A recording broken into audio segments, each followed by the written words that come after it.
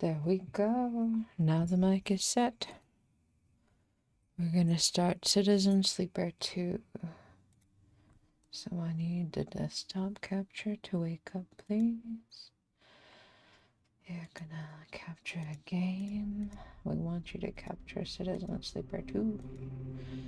Pick it up. There we go.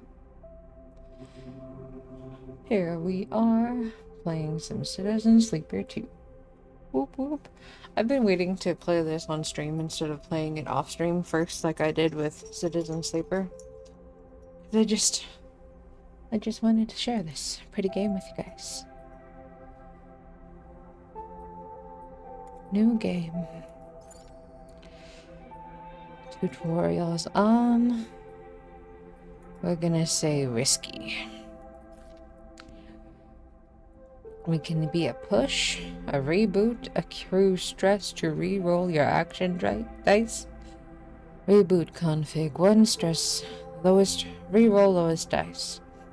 Operator. Sleepers are built to work with drones and remote machines over local networks to perform corporate resource extraction from a distance. Operators have expertise in working with interfaces and computer systems, but are more physically fragile than other sleepers. The reboot skill allows them to hack their own systems to re-roll dice, a risky but potentially powerful move. Sleepers designed to operator work are usually cerebral and precise people. Or we could be a focus. A crew stress to focus and action dice. +1 stress, +2 and focus lowest dice.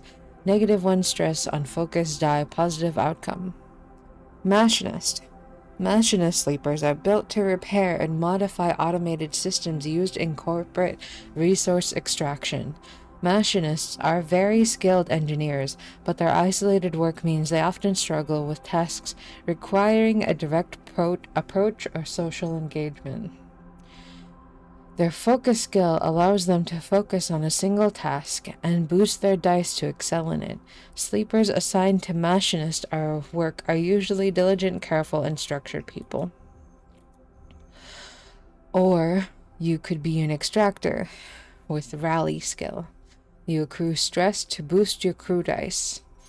+1 stress, +2 to your lowest crew dice. Extractor sleepers are built to work at the coalface of the corporate resource extraction, often in hard vacuum environments. Extractors have a high level of physical endurance, but their confidence means that they really struggle with tasks requiring intuition. Their rally skill allows them to motivate those in their team, boosting their crew dice. Sleepers assigned to extractor work are often confident, self-sufficient, and have a high level of endurance. Oh, yes, risky. Hello, I'm not social. Let's go with this one.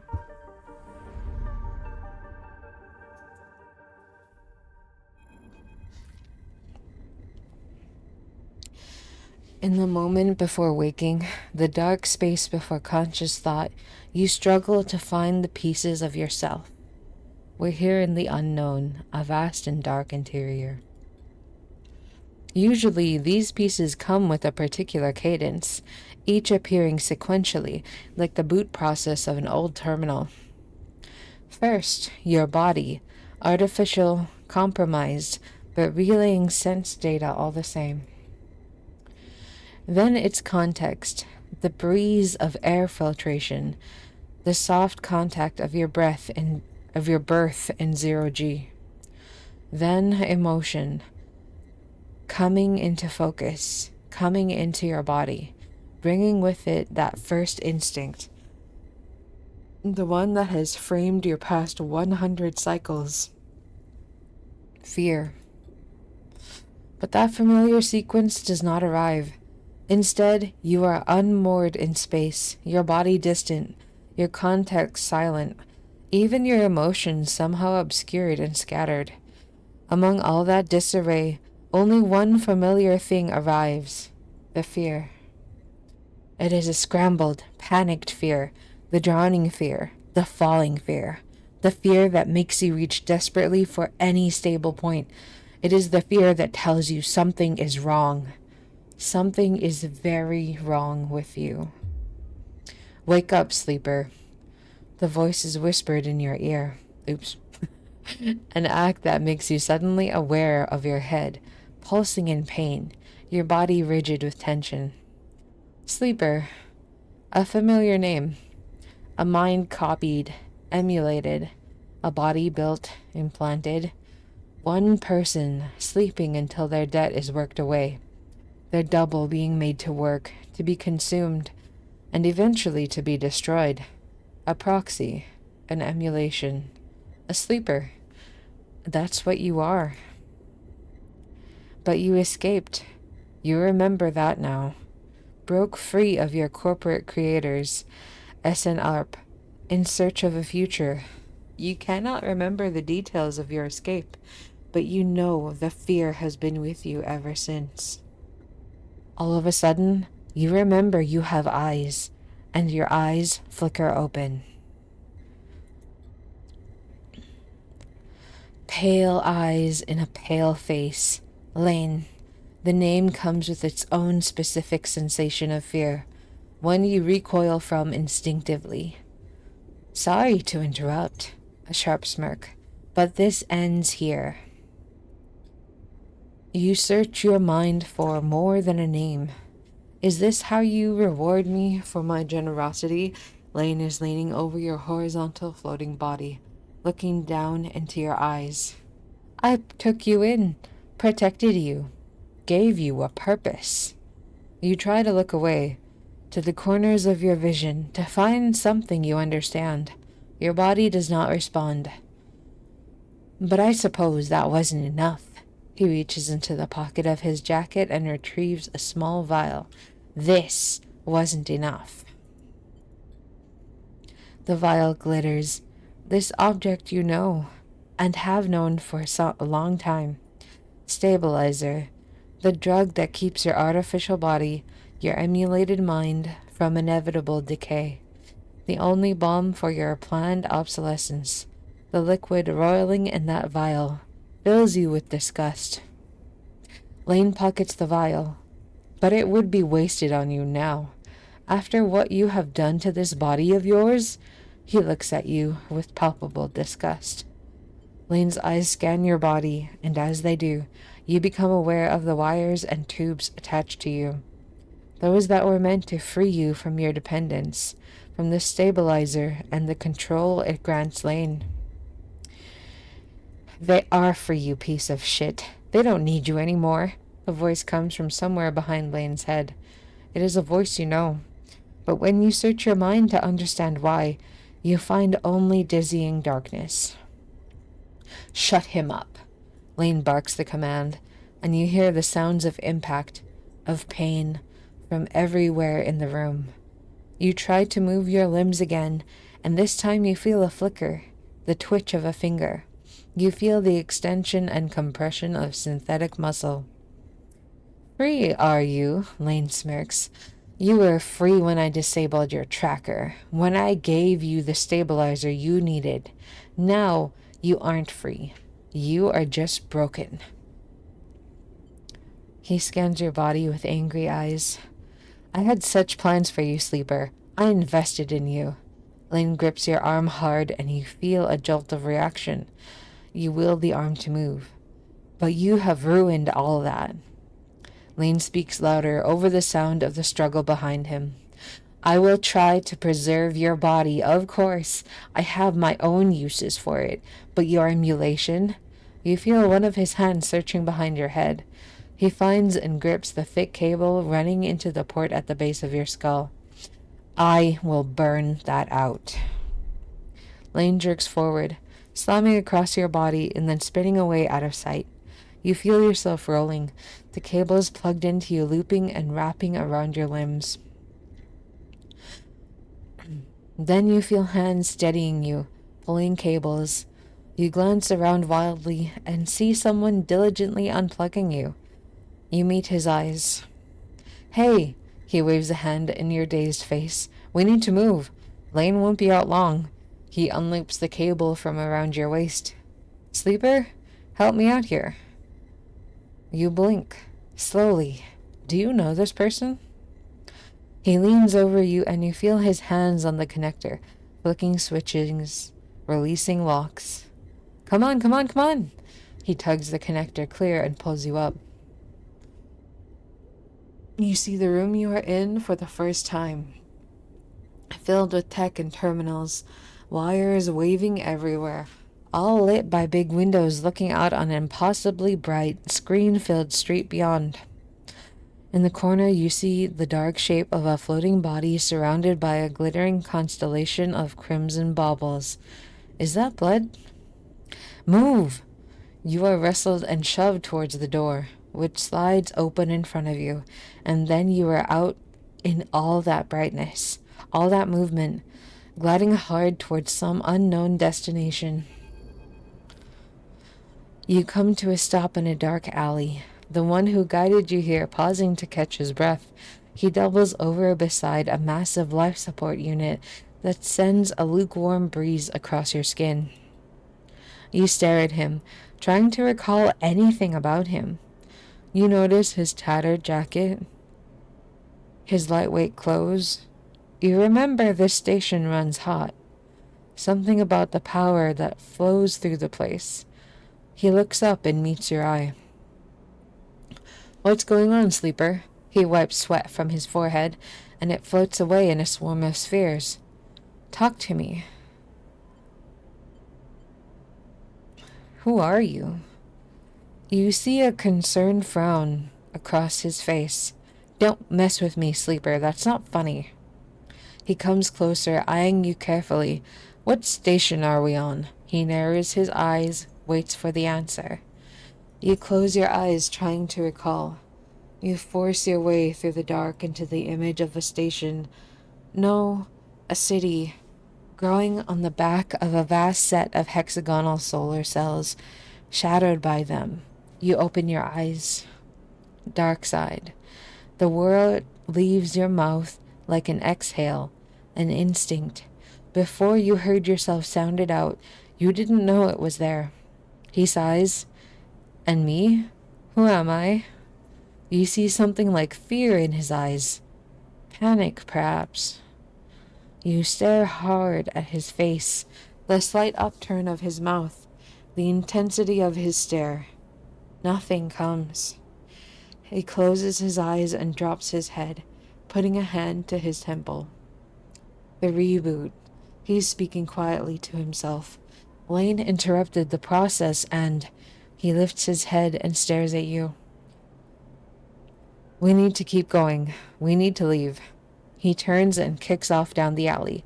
Come on, the rig can't be far. A sprawling urban station. As you are led through the passages and service ways of the station, you try to recall your life here. The texture, the temperature of Darkside feels familiar, but you struggle to pin specific memories to it. Focusing hard, you recall waking up in these passages, cycle after cycle, rhythms of the station flowing over you along with the crowds. You recall desperation, the slow decay of your body that caused it. Then Lane, those pale eyes, offering you a glittering vial, stabilizer, the promise of supplying more for your work, a deal he locked you into like a cage. There, your memory fails you. I'm pouring my water bottle into a different water bottle that has a pop-open top, instead of having to screw on and unscrew a top every single time I need water.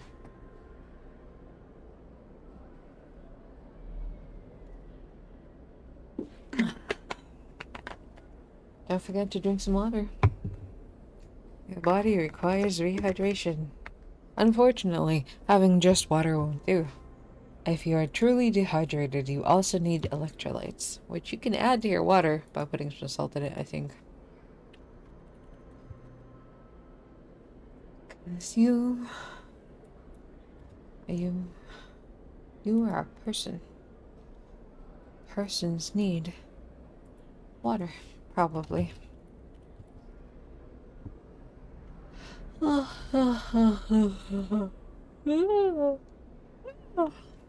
mind the yawning. I'm totally fine. Then Lane, those pale eyes, offering you a glittering vial, stabilizer, the promise of supplying more for your work, a deal he locked into you like a cage.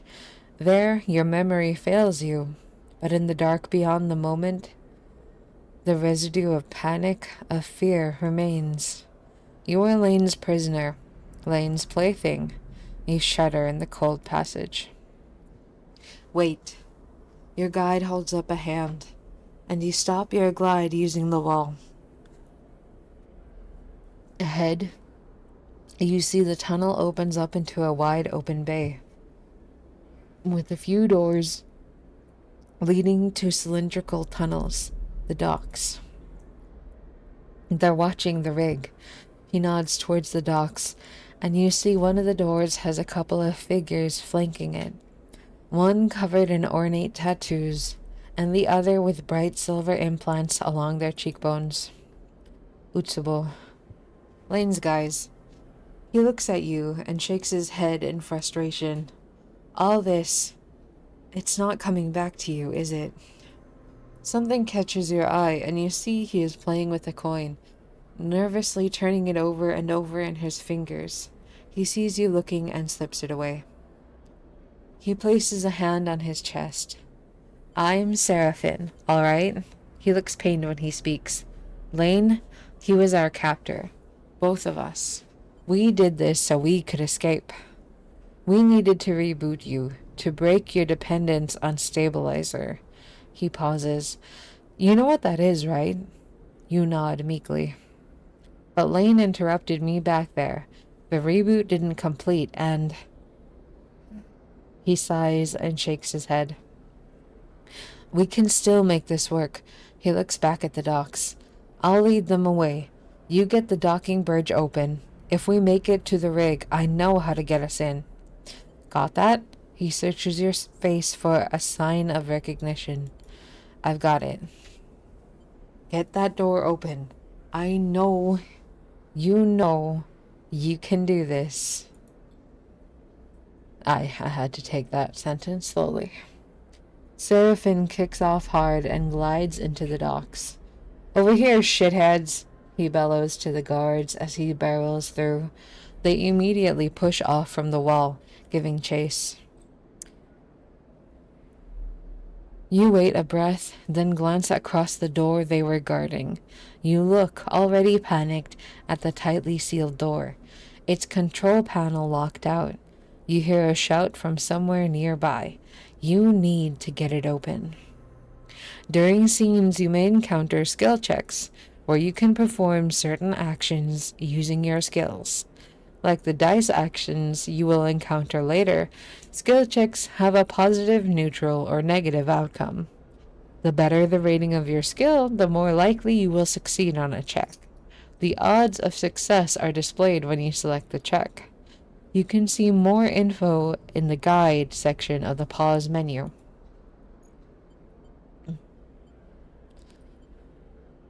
Okay, engineer.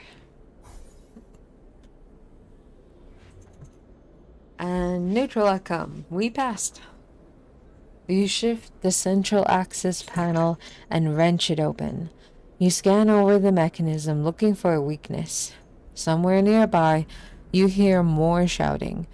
You reach in and grab the main latch, straining as you bend it outward.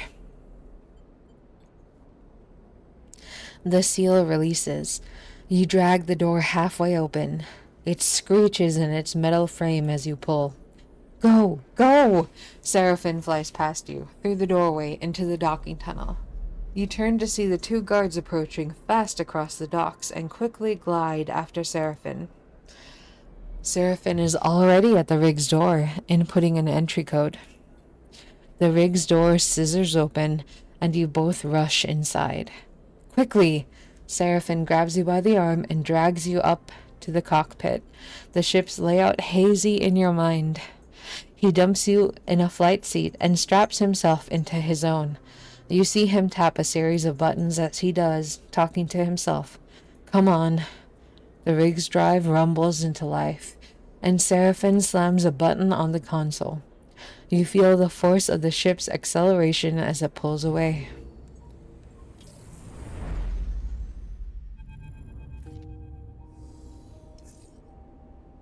Your refuge in the belt. As the ship glides into place on the connecting bridge, its automatic systems nudged there by the port's docking protocols, you feel a sense of relief. Seraphin burned hard out of Darkside, and you dropped in and out of consciousness in your seat as the rig made its way across the belt. But now, with open space between you and Lane, you feel fresher, more awake. Seraphin breaks the silence. We're good, sleeper. His eyes don't leave the monitor, and you realize that this part of your escape is routine for him. You and he must have docked this ship countless times in your work for Lane. The problem is, you don't remember any of them. We made it, he whispers, closing his eyes, letting out a sigh. We certainly did. He turns, and you see a pained look on his face, as if remembering something difficult. Have you said this exact thing to him before in the same situation? Are you okay? He looks at you, chewing one side of his lip, searching your face. Not really, he puffs. Seraphin reaches up, flicking through a set of switches in a practiced fashion, completing the shutdown. You watch, a little frustrated with your own uselessness. Running the rig, you realize, is just another thing you've forgotten. A clunk that runs through the walls of the ship is followed by a short, percussive alarm tone from the pilot's console. Docking complete. Seraphin kicks off from his seat, twisting as he glides past you towards the back of the cockpit. His hands find the rails on either side of the door, and he pauses, facing into the corridor beyond. He turns back to you, backlit in cold cyan. We need a plan. He glances around. Lane's not going to let us slip away quietly. He sighs. We need to talk. We keep running. We hide here.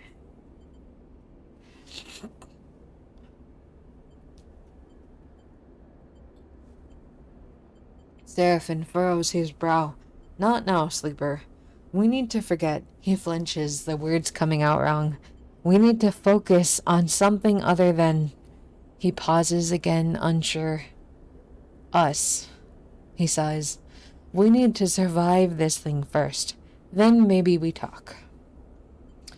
Fine by me. Seraphin nods, but the tension remains. We have bought ourselves some time. He glances through the cockpit window at the blinking lights of the station. You may not remember Hexport, but I do. There are plenty of opportunities here for us if we can keep our heads down.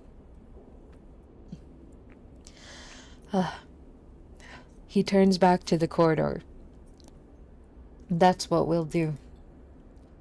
He pushes off and glides towards the main lock, and you follow, pulling yourself along, hand over hand in 0G. We already emptied the tank on this thing. He slaps a hand across the ship's insides. So we need to refuel, and that won't be cheap. But if you and I know one thing, sleeper, it's how to work. I'm gonna get myself reacquainted. See if I can turn up any old connections. People that might throw us an easy contract. You, he glances back over his shoulder. You keep out of trouble. Does this person know us? I can handle myself. I'm going to. Low profile. Got it. Seraphin stops at the airlock. Stopping the reboot halfway through, he pulls a worn crew jacket from a locker and starts pulling it on. We don't know what that did to you. He jams an arm into his sleeve. I don't want you passing out in... He stops. I'll be fine. Don't baby me. It'll take both of us. Seraphin sighs. I hate it when you're right. He grabs another crew jacket, thrusts it at you. Just put the damn hood up, will you? You take it and slip it on. Thank you. Seraphin nods. He stabs at the button to open the lock. The inner door hisses open, and Seraphin glides through. Wait for a little bit, then leave. Anyone looking for us will be looking for two people traveling together. He looks at you in your worn crew jacket, a limited disguise for what is clearly a sleeper. Ooh, my sister made Mongolian moose. That looks amazing.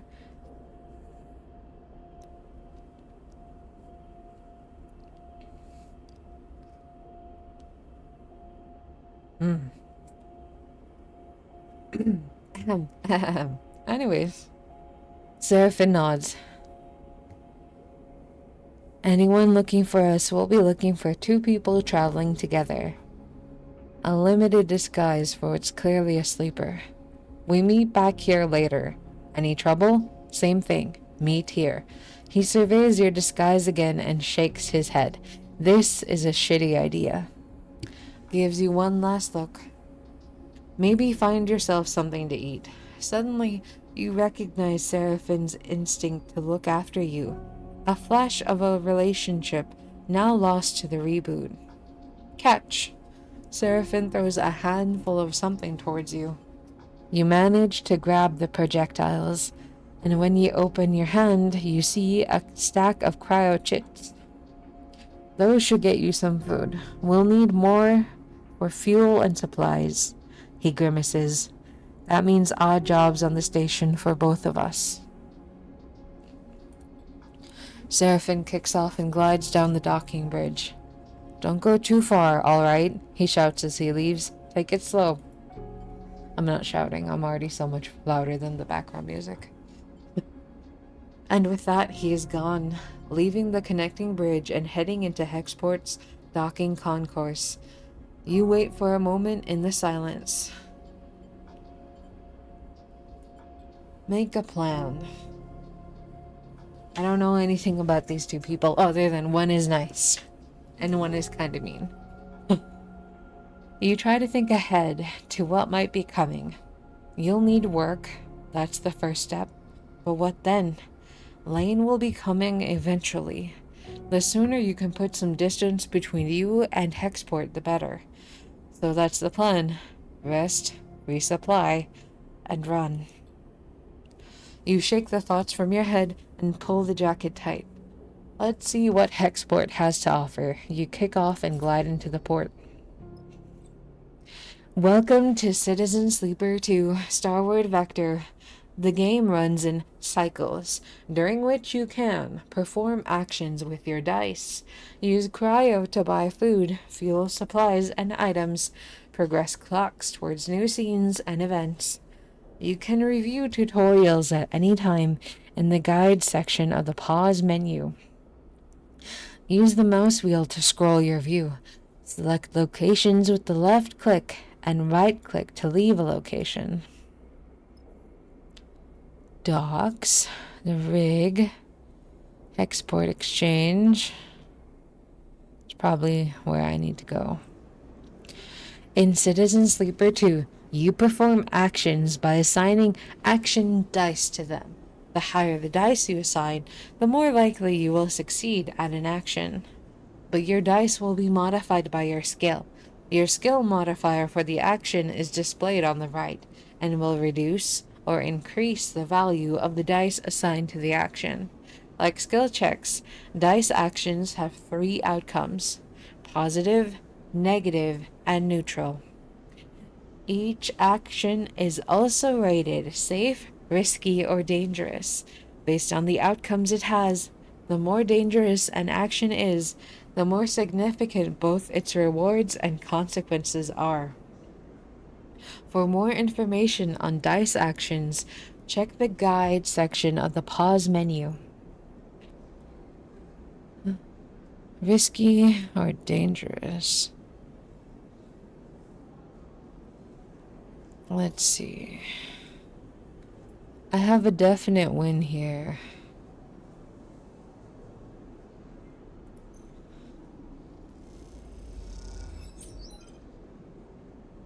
You just progressed a clock. Clocks track your progress towards both positive and negative events and can be filled by performing actions or in the passing of cycles.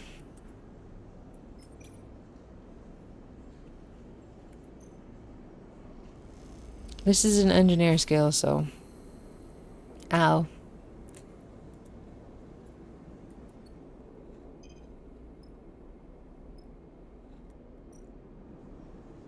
Ooh. I don't have enough cryo, I think. I have 25.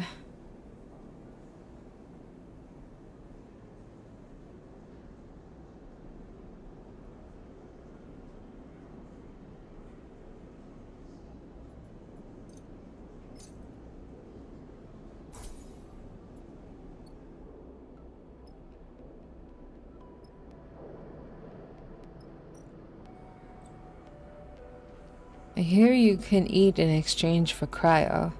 Eating gives you energy and stops you starving. Different foods give different amounts of energy. Okay, I don't have enough. So I need to get back over here. Chat to the crows. Oh god, that's right. I'm utter trash. Ooh.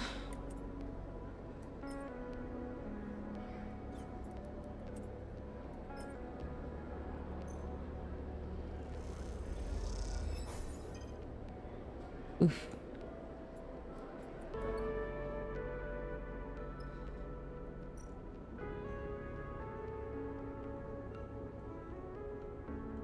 A plastic bag of flash-fried salt fleck tubers.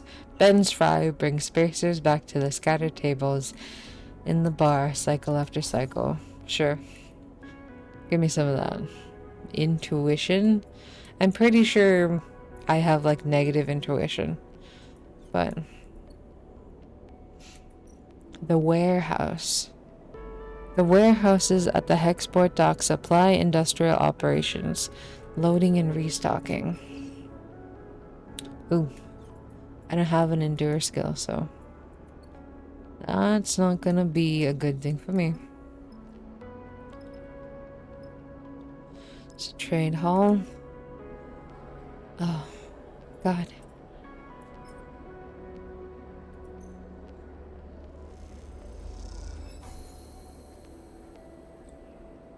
You have used all of your dice for this cycle. You need to end the cycle at your ship, the rig, to re-roll them. As you are gliding across the docking concourse, you hear a scuffle. The noise of raised voices cuts through the conversation, drifting out of the dockside shops. Glancing down an alley, you see a huddle of figures shouting back and forth. You spot one man in the middle of the group, surrounded, pushing others back as they grab at the bag slung over his shoulder.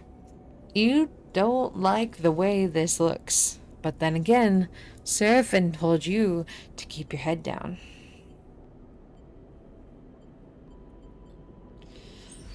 Ooh, I got a positive outcome on an intuition. Highly unlikely for me. You look around for something that could break up the fight and see the thick cooling pipes running down the alley wall. You quickly try to understand the system, choose a valve to start spinning. As you do, the system begins to vent in sequence down the alley, violent jets approaching the group. There's a scramble in the alley, and you spot the figure who's being attacked drop down to the alley floor. Then the scene is blanketed in pale coolant, and everything goes still. The clouds settle and condense on the pipes. As they do, you see a clear alley. The assailants have fled, with one figure gliding towards you. I suppose you think that was clever. The man gives you a severe look. You're either very smart, He shakes his head. We're very lucky that those jets missed me. Which is it? I was helping. The man laughs. Well, he shakes his head. Thanks, I guess. He kicks off and drifts past you. You watch the man go, and then after a moment he stops and turns back. He rubs his forehead, looking down as he does. What's your deal anyway? He sighs. Maybe you're new here, but Hexport is no place for do-gooders. I know what it's like. You needed help. The man smiles. I don't think so. He shakes his head. Bunch of cowards. Idiots, too. Getting beat up over some scrap. Look, let's not hang around, all right? The man pats his chest. I'm Femi. He unshoulders one of the bags and pushes it towards you. Make yourself useful. Let's head. You get the strap of the bag over your shoulder and follow him through the docks, gliding past the concourse towards the connecting bridges. He cuts down a side passage, looking back to check you are following, and then he stops at a docking bridge connecting to a dull green ship with yellow markings. You look out in the viewing window at its odd catamaran-like shape, seemingly built from two separate hulls welded together. Cymbal Crash, he says, and you assume that's the ship's name. Femi, you bringing in strays? A young woman, brightly dressed, stretching as she glides, drifts into the passage. She glances at you. No offense.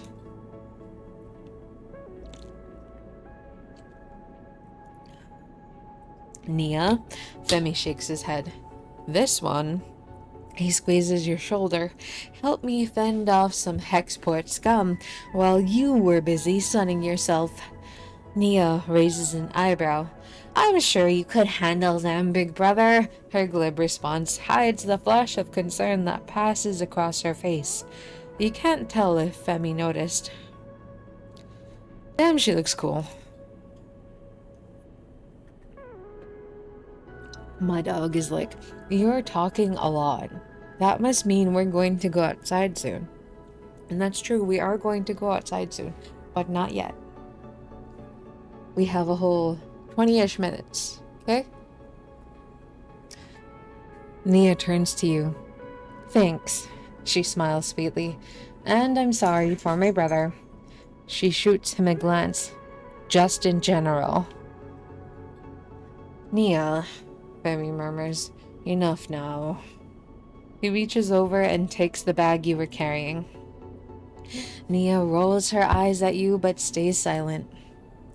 Factory Row wouldn't take these. Femi hefts the bags. I'm gonna load them back up. Maybe we'll find a use for them.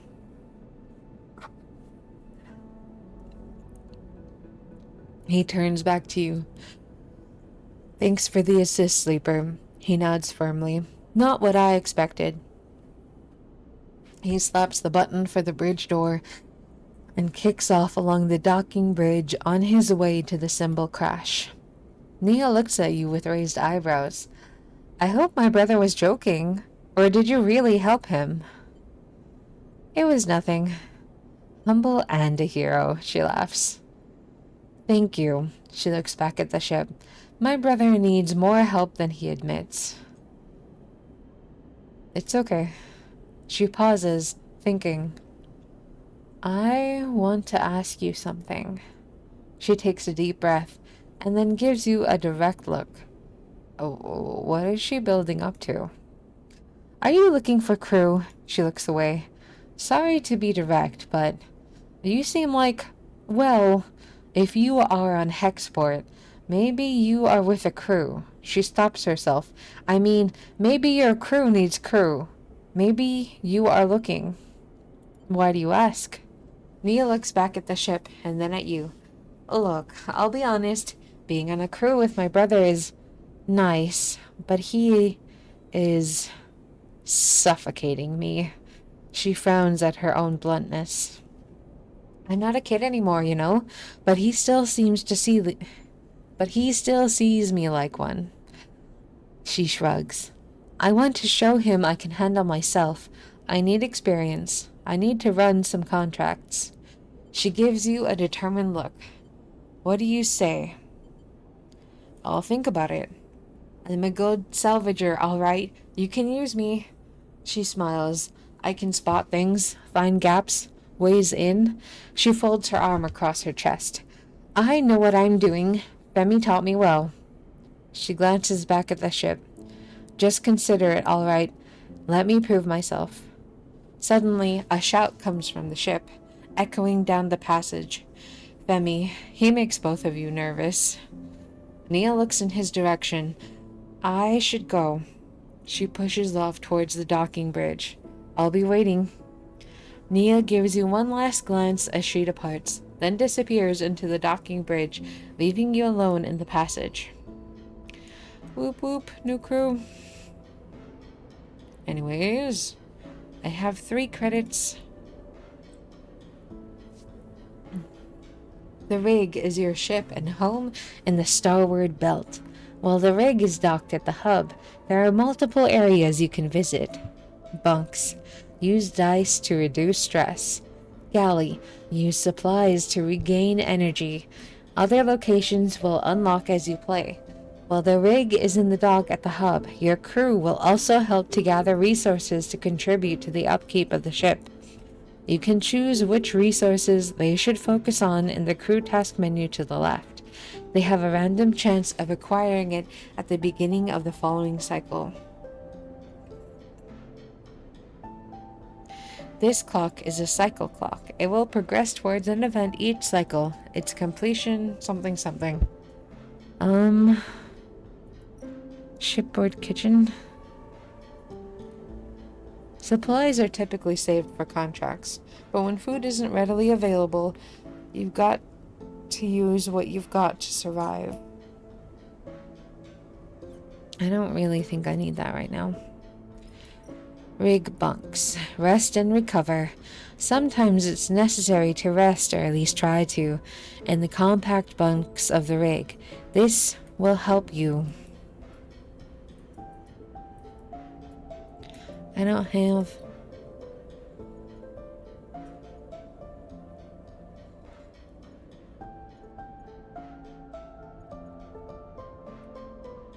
End cycle? There we go. That's what you're supposed to do. It's been a while since the first game, okay? We're in trouble, sleeper. Seraphin leans into the bunks as you're getting up. Without further explanation, he disappears down the corridor towards the rear of the ship. You drift out into the passage, pulling on your clothes, and glide down the length of the rig. The cool air is making you shiver. Seraphin is a silhouette silently leading the way. He stops at the far end, diverting through a side door, shooting you a glance as he does. You find Seraphin inside, holding one of the tangle of arm-thick tubes that are waving in the 0G engine room. You know what these are? No, tell me. Tubes? Seraphin rolls his eyes, but you see a hint of a smile. Thanks, genius. These are the engine's feed lines. He waves one in the air. And before you ask, no, they aren't supposed to be waggling loose. What happened? These must have broken loose when we pushed the ship hard on our way out of the dark side. We are lucky the reserve tank is empty. Otherwise, he shakes his head, it would have been bad. But, he pushes the pipe to the side. No feed from the reserve tank means that the rig's range is limited to the local region only. He thumps the large, lumpen housing of the engine. This thing can't take us anywhere far. So we fix it? Seraphin sighs. That's the short of it. Seraphin whacks the engine housing again. Just not been our run of luck. He turns and starts gathering the tangled feed of lines, his frustration evident in the violence of his movements. We will need a new set of those. That's for sure. He starts forcing them into a crate. So, how about you try to track them down? I'll take a look at things here and see if I can figure out another fix for the reserve tank. He glances up from his work. From what I've heard on Hexport, Factory Row is the place to find ship fitters. Maybe you can do some recon while I sort this place out. It's on the other end of the station. Okay, I'll take a look. Seraphin keeps working. Wait. Seraphin pauses, seemingly unsure. There's something else. He drops the feed lines and they float, waving in the air like tubular seaweed. I've heard word that Lane's on the hunt. He frowns. A message went out everywhere in the local radius of Darkside. He's looking for us. Shit. You said it. Seraphin sighs. Which is why we need those feed lines. I'm going to try to work something out. Maybe I can improvise a solution. I don't know. He looks down. I'm no ship fitter. But while I do, you go hunting. See what you can turn up, okay? He smiles a weak smile. Get going. You leave the engine room, the clinking sound of Seraphin's cleanup efforts echoing through the ship. Fuel feed lines. That's the next step. You take a deep breath and head out. You have discovered a drive. Drives help you track and choose your objectives in Citizen Sleeper 2. The arrow button at the top left opens the drive menu, where you can choose which drive to track. Once a drive is tracked a yellow marker will be placed above any location that relates to that drive. Drives come in two types, a major and a minor. On completion of a major drive rewards 2 upgrade points, and a minor rewards 1. Keep an eye on the drive menu as you progress to see what new opportunities and objectives are available, and track those you want to pursue.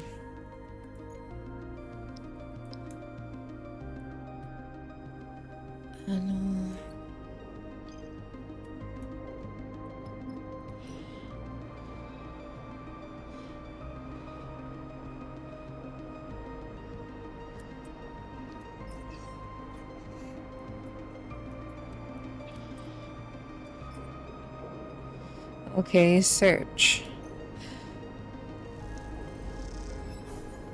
You spend as much time listening as you do talking, seeming to make some headway.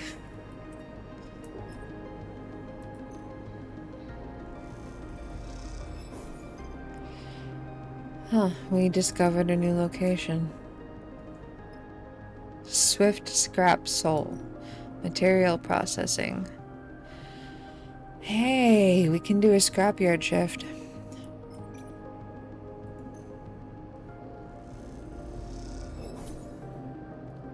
Nice, 10 cryo.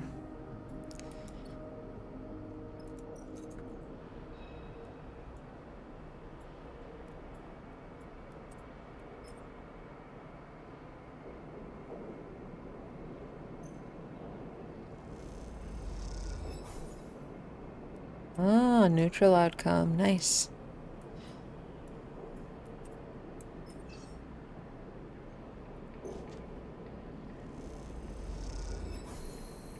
Okay, I'm starving. But at least the factory row howls as you glide through its cramped passages. Whatever its many bays and rooms once were, they now serve as containers for industry of every kind. Warring manufactories precisely engineer components with rapidly shifting arms, while scrappers hammer incessantly at bent ship plates. Everywhere you look, there is energy and activity, and for good reason. Hexport itself is built on the derelict fragments of a solar reflector, and even the small amount of energy generated by its remaining mirrors is enough to power the city of machines. It is familiar to you, of course, in a strange, far-off way, because of Darkside. That place and your memories of it are a muddy haze.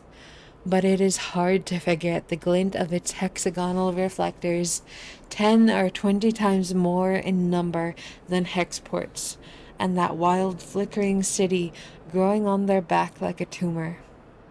In comparison, Hexport feels provincial. But deep in Factory Row, you could almost be back in Darkside.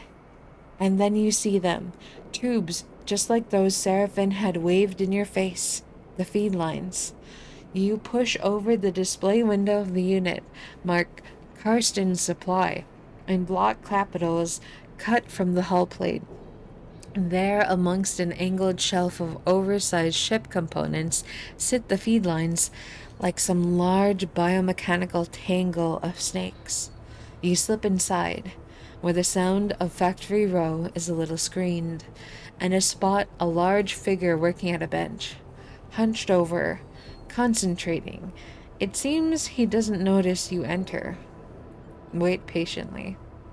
You let him work, watching as, despite his heavy build, he delicately aligns components, their layers slotting like puzzle pieces.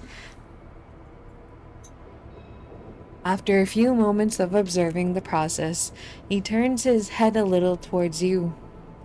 "Can I help you?"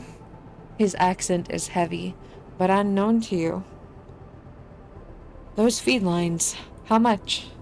There's a sharp clink as Karsten places his tools and the component against a magnetic plate on the wall.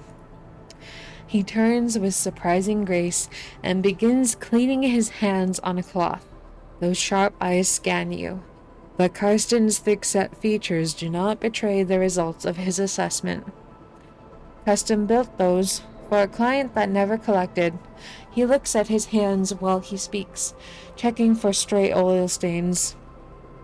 "You have one of the old MEVs, then?" He sounds out the letters in a way you don't recognize as he speaks. You try to recall anything you know about your ship, but the memories elude you. Perhaps Seraphim should have come along. "That's right." Karsten nods. "Always good to see one of those still running." "Look." Karsten drifts over to where you are standing, his imposing height evident. "For a fellow enthusiast like you," he continues in a distinctive monotone. Let's say a few hundred cryo on clean chits." He shoots a glance at the feed lines. 400, let's say, to be precise."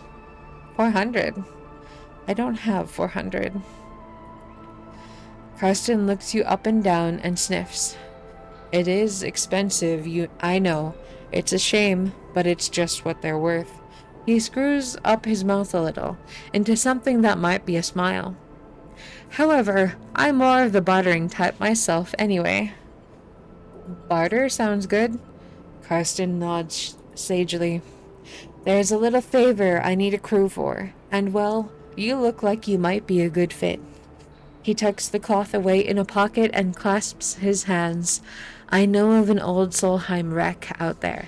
Very old, pre-collapse. It's tucked away in a dead zone, so no one has ever really cut it." He shrugs. "Not only that, but Solheim derelicts have a habit of triggering nasty security protocols when approached by an unfamiliar ship. So it's been left well alone. But a salvager like you, with an old Solheim rig, I bet it wouldn't even flinch as it saw you coming." "I have a special interest, a need for that old tech. All those Solheim ships had a data core, and while I don't care about the accounting reports or material ledgers or whatever they kept on the damn thing, I do care about the hardware. So if I was to find you back here with that data core in your cargo hold, clean cut and complete, well then, I could see my way to doing a straight barter for those feed lines." Karsten pauses, sniffs at the air again. "You just need the coordinates."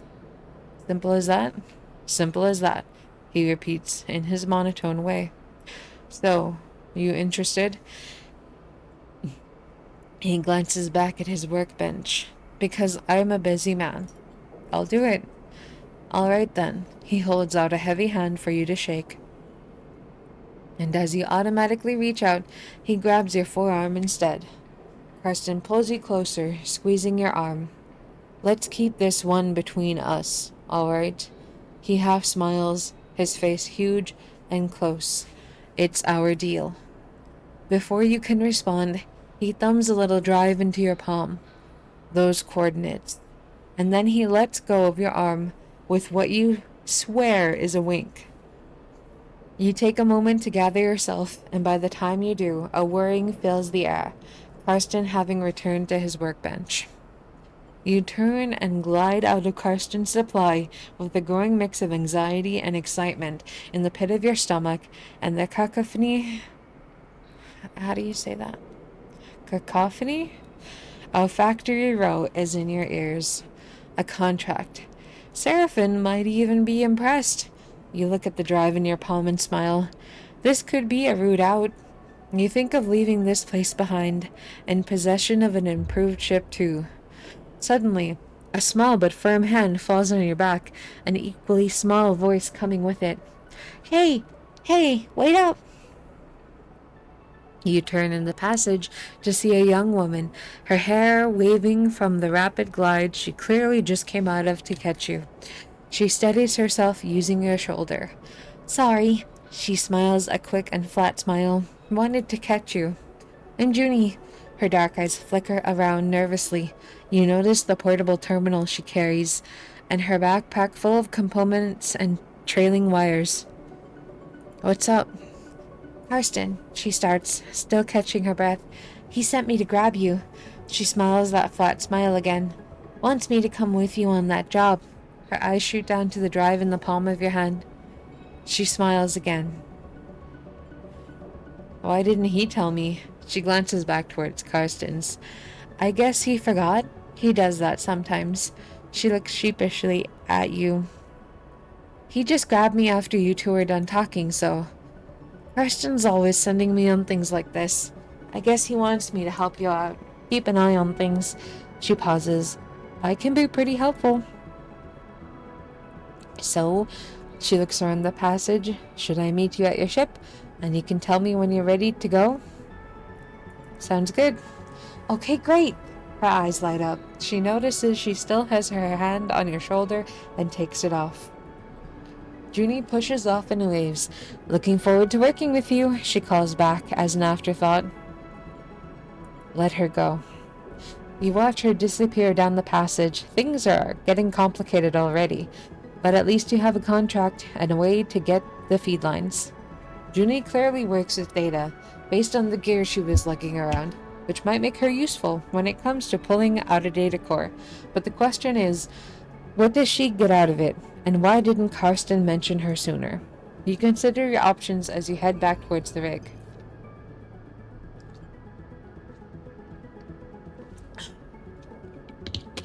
I don't know about this, sleeper.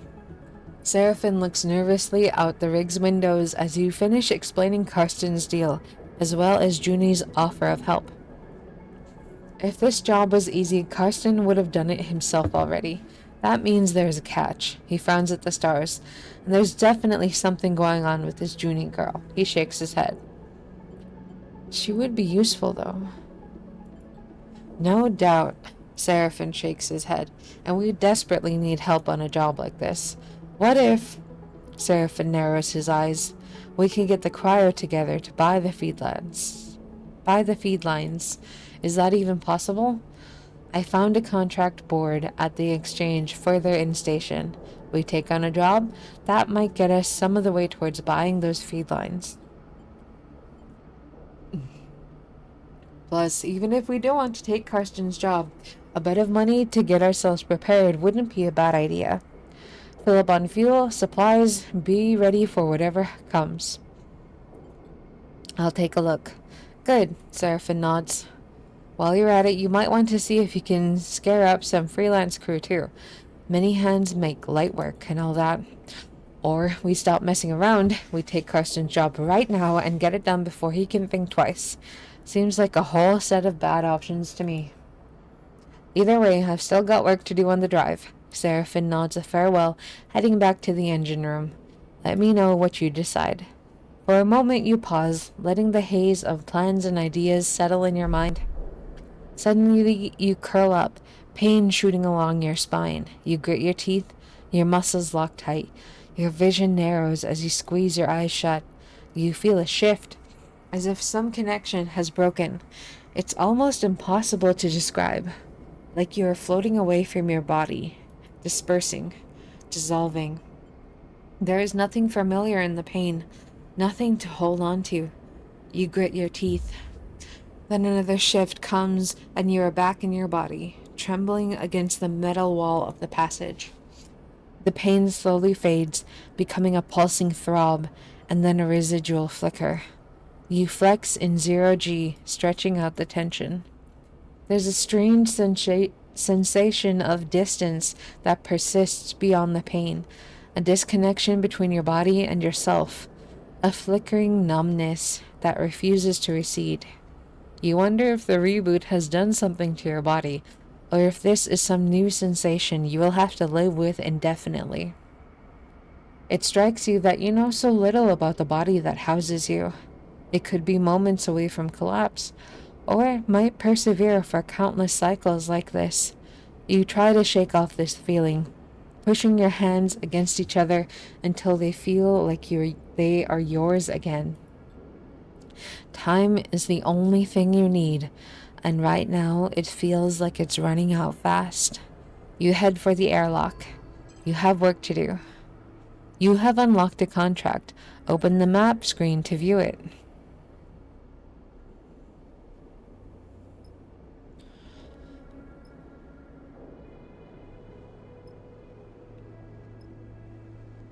Oh no. Haha, the Benz. A bar. Please give me fries.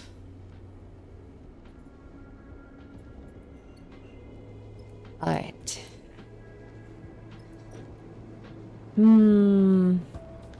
Disable the signal source.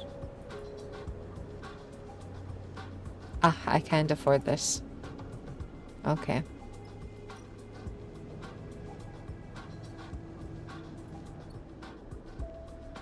Okay.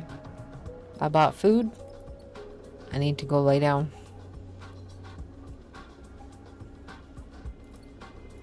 Actually...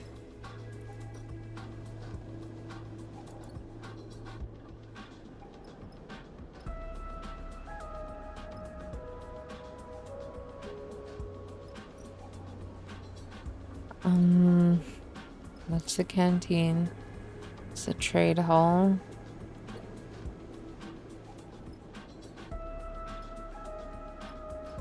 Okay, no matter what, it's time to end the cycle.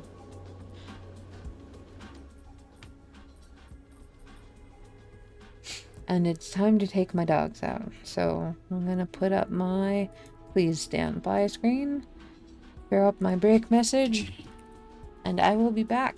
Oh, that's right. It doesn't work in OBS because apparently...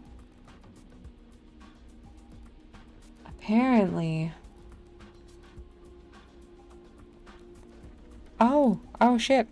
I hit a button I didn't mean to hit. Oops. You can literally not be a subscriber. I'm so sorry. Anyways, there's the break. We're gonna go take my dogs out. It should be like maybe 3 or 5 minutes.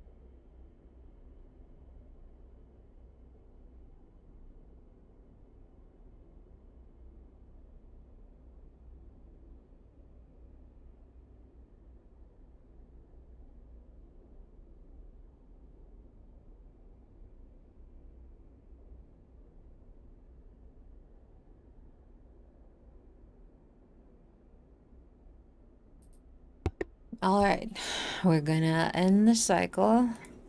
My dogs have successfully gone potty, as they rightly should. And let's see. We're gonna pick up this contract. We can't pick it up until we get some money. I can do the engineer one.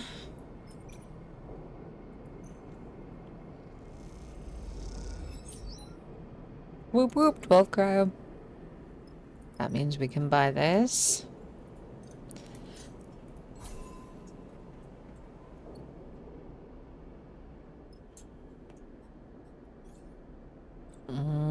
Welcome to the character screen. Here you can upgrade and configure your sleeper. On the left, you can upgrade your skills to improve the skill modifier applied to your dice when you undertake an action. To the right, you can upgrade your push, the unique ability of your class. When upgrading your push, only one upgrade at each level can be active at once. You can configure which upgrade is active only while at the hub. Okie dokie.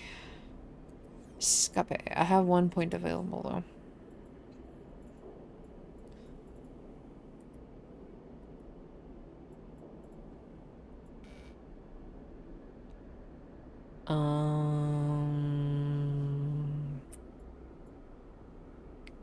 I think that means I need 4 points in order to upgrade.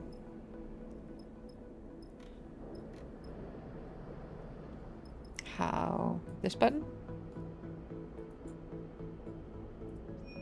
Toggle tracking. Okay. In the trade hall. What do we do? I think we need fuel.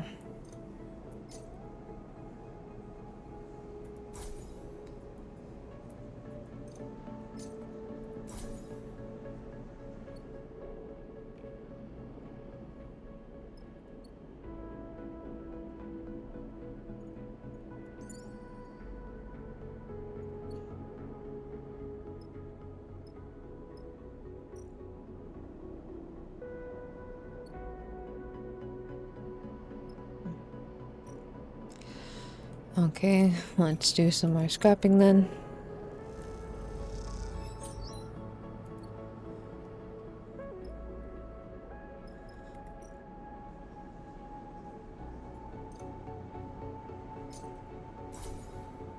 Okay, our fuel capacity is full.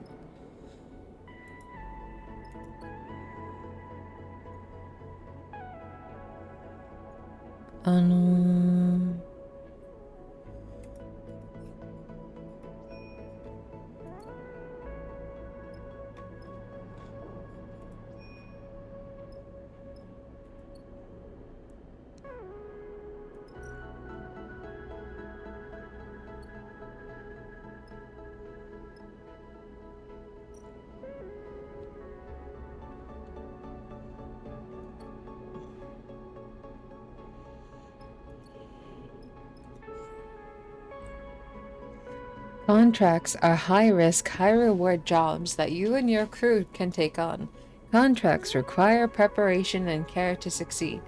You need to gather enough fuel to travel to the contract, gather as many supplies as you can afford to keep you and your crew going, look for opportunities to recruit crew, temporarily or permanently, to help you on a contract. Consider which crew to take carefully. They have different skills and stress resistances, and who you choose can affect the story. Once you're ready, you can select the contract from the map and then your crew.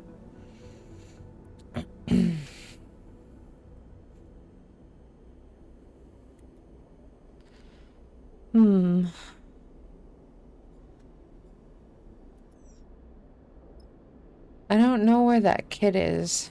The one who wanted to prove it to her brother.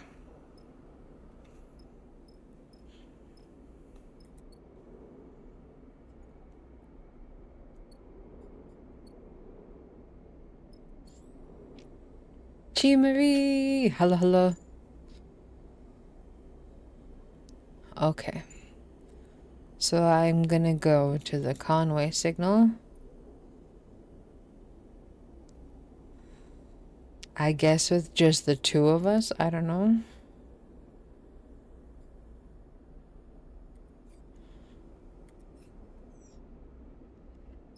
I don't know how to find more crew.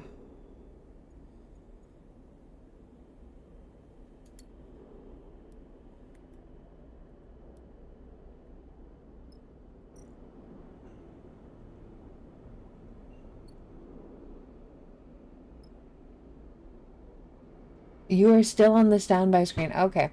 That happens. I am not used to streaming anymore. And even when I was used to streaming, that still happened a lot. I've only been scrolling back and forth in between the rig and the map. So not a whole lot has been different. Anyways, we're gonna do this. We're going to this vector. We're going. And I'm gonna select this kid. We're gonna travel to the contract. Thank you. We just started Citizen Sleeper 2. I played the first game on stream after I played through a storyline not by myself, and then I played through another storyline by myself after the one on stream. But this time, I decided we're going to experience Citizen Sleeper 2 together for the first time. Okay. It's a drone. Seraphim spots the signal source.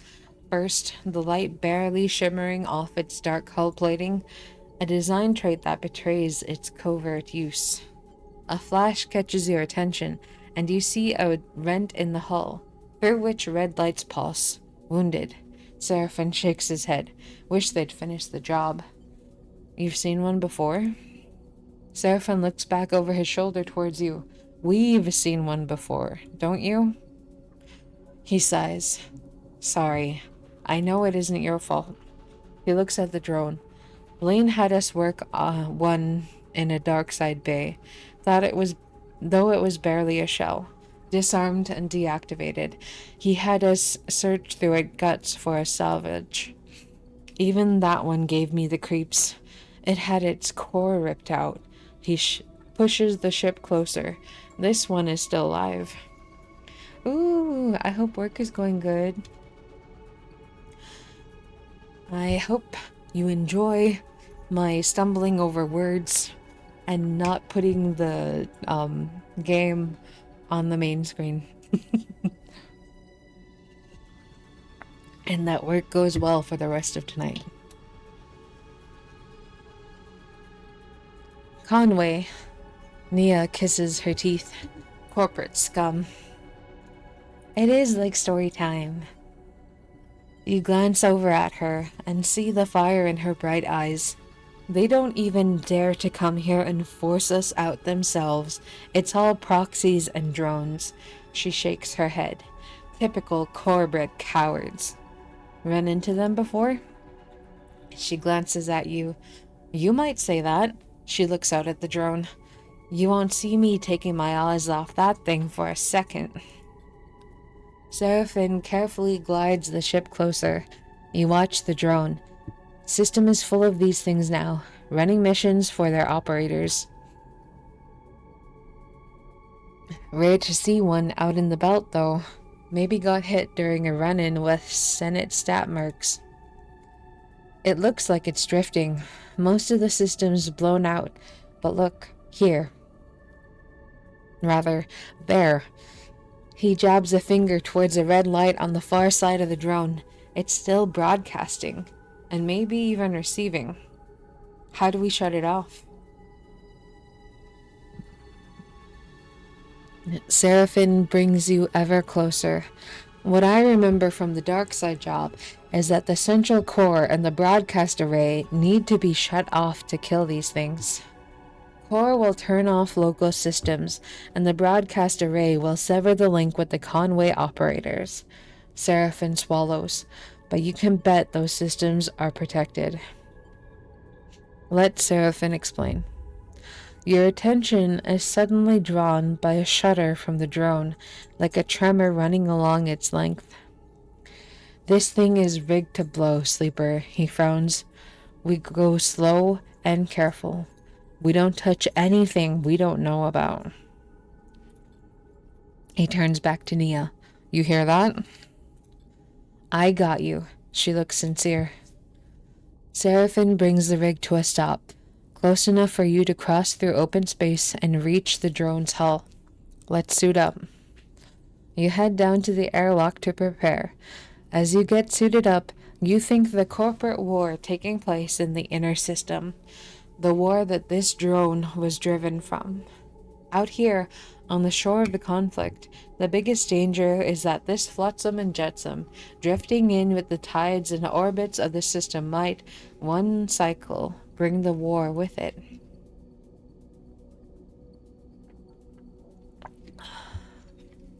For now, the belt is outside of its reach, but looking out at the red pulsing drone, that doesn't give you much comfort. Welcome to your first contract. While on contract, you will be able to assign 2 dice for each crew member, as you would assign your own dice. Pay attention to the crew's skills to use them effectively. On certain outcomes, crew will take crew stress. When their stress is full, you will no longer be able to use them to perform actions. While on contract, your energy bar will automatically be supplied for each cycle that you have available supplies. When your supplies are depleted, both you and your crew will take 1 stress per cycle. Contracts also have their own contract stress. When this bar is filled, the contract will fail. Good luck.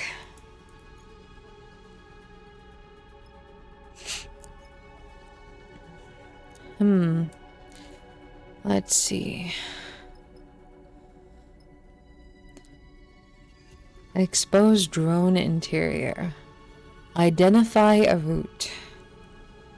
Create an opening. Risky. Nia has endure. Or not endure. Intuition?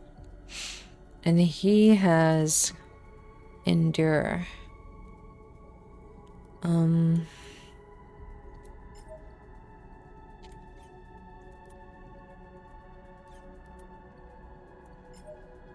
Nope.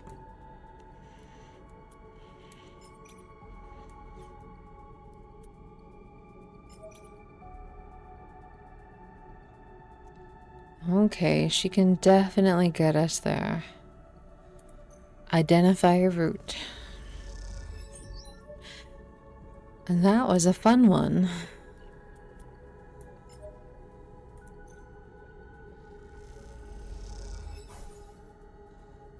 Neutral outcome.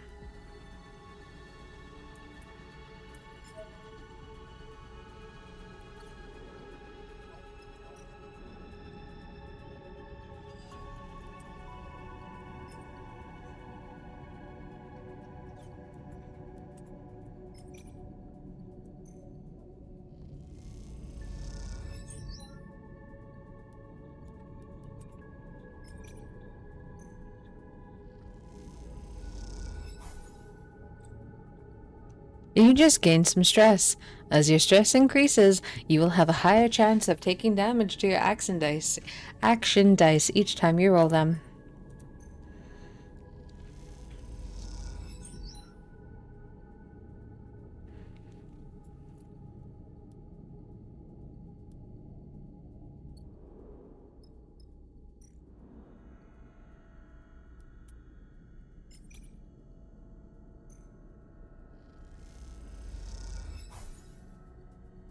Oh, yeah.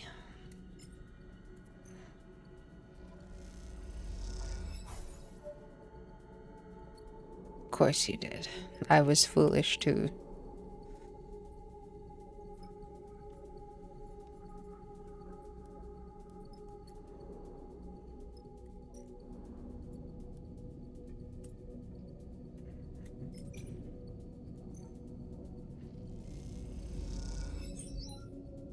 Nice.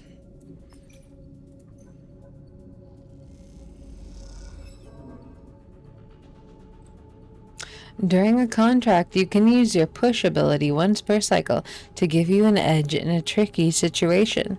Pushing accrues 1 stress, but will give you a key advantage based on your chosen class.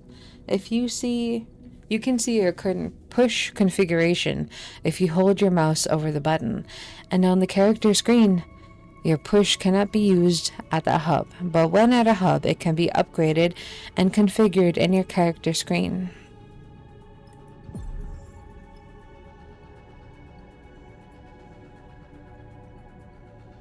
I forget what my push does.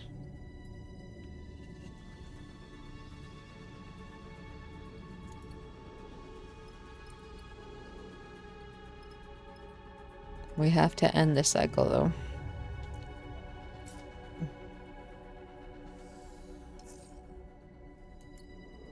Alright. I'm pretty sure I can get the hatch this run. There we go. You hear the bleeping immediately. Among the chambers and cabling of the drone's interior, something has started counting down. Guys? Nia's voice comes hissing through the suit's comm channel. Does anyone else hear that? Because I'm getting nervous. Shit. Seraphine's voice joins her. This is what I was worried about. Are we screwed? I can't be sure. Seraphine has dropped his voice to a whisper, as if that might make a difference. Either this thing's about to send out a distress call, or it's about to blow. We've got to shut this system down fast. He pauses. Then we move on to the other side, because I bet you there's a surprise waiting for us there too. We good? Nia sounds tense. Am I heading back to the ship or what? Seraphine cuts in. We're good. We keep going. He shuts off the channel. You take a moment in the silence. All right. Time to get this done fast. Then we get over to the other side before something happens. I need to collapse this. I can't read. Skill required. Intuition. That's you.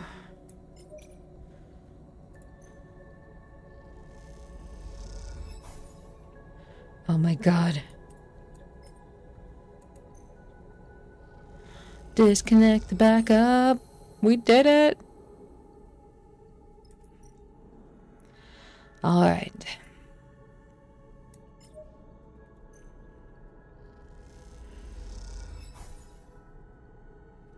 Neutral.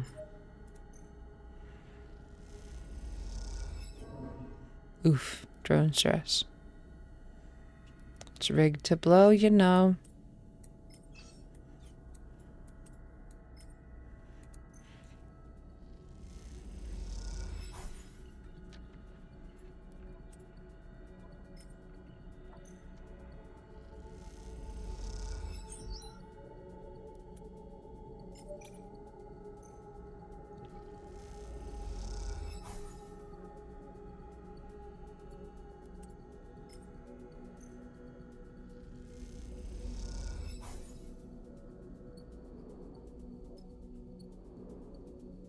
Okay, we can't do this fast.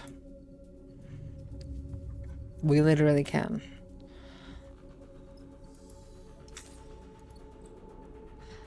You have taken damage to dice because of stress. When your dice are rolled at the start of the cycle, your stress dictates if you take damage or not. Higher stress means a higher chance of damage. The white markers above the stress bar tell you which numbers will damage your dice when rolled. Each dice has 3 dice health. When this is depleted, dice will break and must be repaired to be used normally.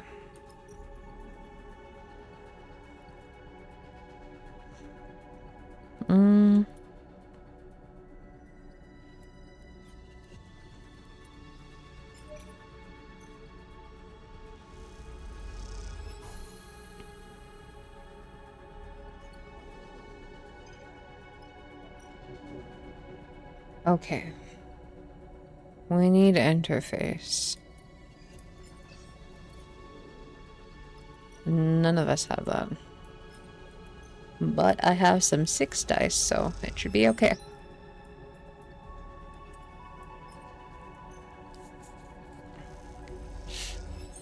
Whoop whoop. The array has been disabled. The thrumming, pulsing interior of the drone grows still for the first time since you boarded it. You look across at Seraphine and Nia and share a smile. You all exhale so loudly it can be heard over the suit's shared comm channel. The drone is dead. One less piece of Conway shit to worry about. Nia grins. We killed it. Don't get too excited, Seraphine cuts in. It was looking pretty rough when we got here. You make your way back out to the hull, the drone now faintly rolling in one direction, its stabilizers offline. Nia catches up with you as you glide towards the rig. We make a pretty good crew, Sleeper. We do. Nia grins widely. She punches you in the arm playfully. I too express my affection with violence. Thank you. You reach the rig's airlock and take one last look at the drone's dark hull. It catches the light as it rolls in the vacuum. At some point in the near future, this drone will likely be smashed to pieces by one of the many asteroids of the belt. You spread across this place as twinkling dust. The thought pleases you, as does the thought of all that cryo Hexport now owes you. Time to go collect. The contract is concluded. You can leave via the map. You can now travel back to the hub. Once you leave, you will not be able to return. Leave the contract?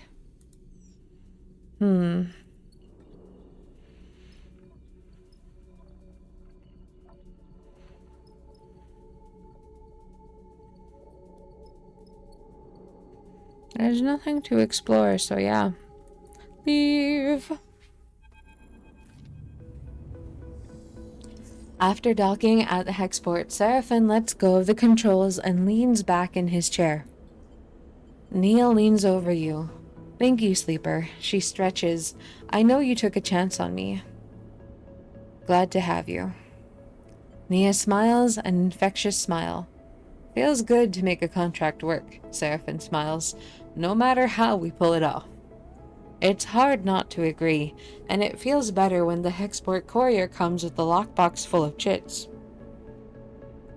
Lane may still be hunting you, but this should help with the effort to slip his net. Suddenly, you hear a familiar voice. Nia! Femi glides into view. Approaching from the docks, he fixes you with a stare. What are you playing at, Sleeper? Nia wanted to come. You go to speak, but Nia drifts forward, cutting you off. Don't come throwing your weight around, Femi. I can make my own decisions. She glances back at you. Sleeper took me at my word, and I'm grateful. Femi is fuming. Did they now? He turns to you. Well, if you are working for Sleeper, I hope they paid you well. Well, I asked, so... Nia looks away. Femi smiles. Oh, so they aren't paying you? Seraphine crosses his arms. Let's keep this civil. You realize this is the first time he is meeting Femi. If we are being civil, it seems like Nia is owed her share. Femi fixes you with a severe look. Pay Nia a share. You grab around a quarter of the chits from the lockbox and hold them out to Nia. She takes them sheepishly. All right then, Femi smiles. We're good here. He turns to leave. Nia mouths a sorry and follows Femi across the docks. Seraphine watches them go.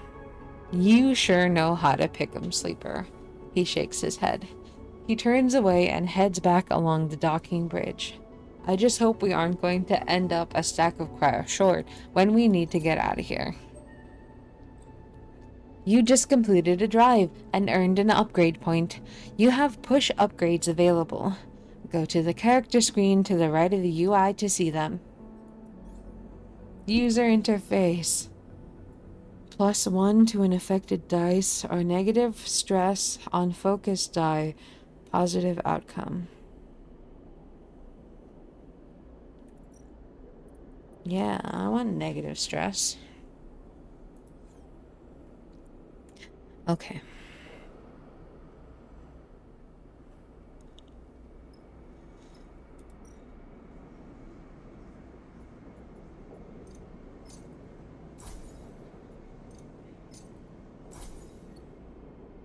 Okay.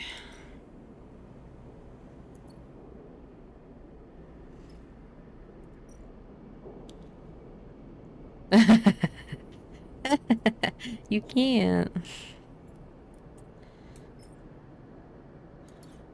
Data diffusal shift? Interface. Hello, hello, Jer. Nice to see you, nice to see you. Let me put...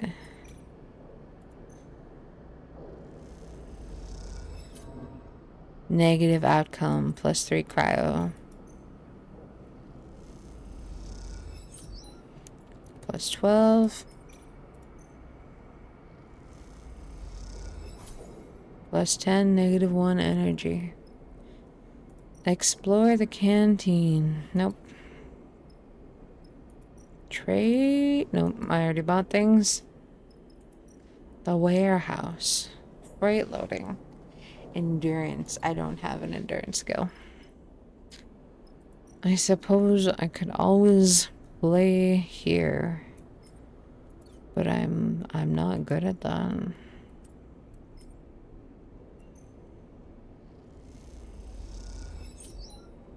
Nine cryo, huh?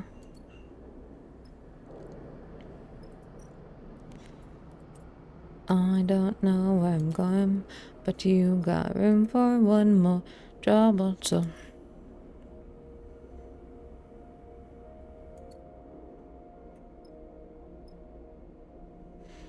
How can I...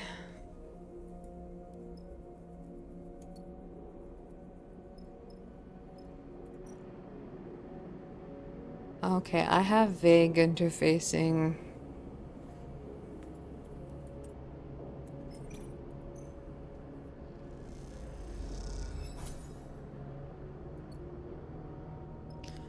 And if I come here and I buy the cheap fries, I can get my energy back. And then I have to go home and end the cycle? Yeah.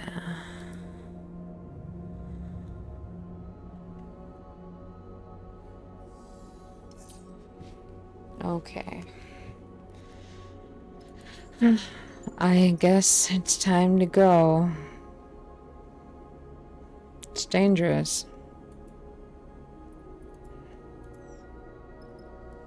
I don't know. What about Rig?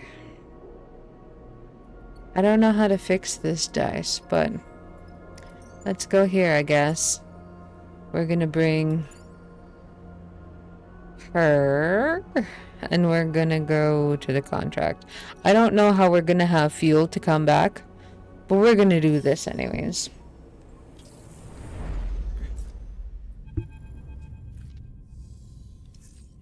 The Solheim derelict fills the cockpit windows. Never look back, that's right.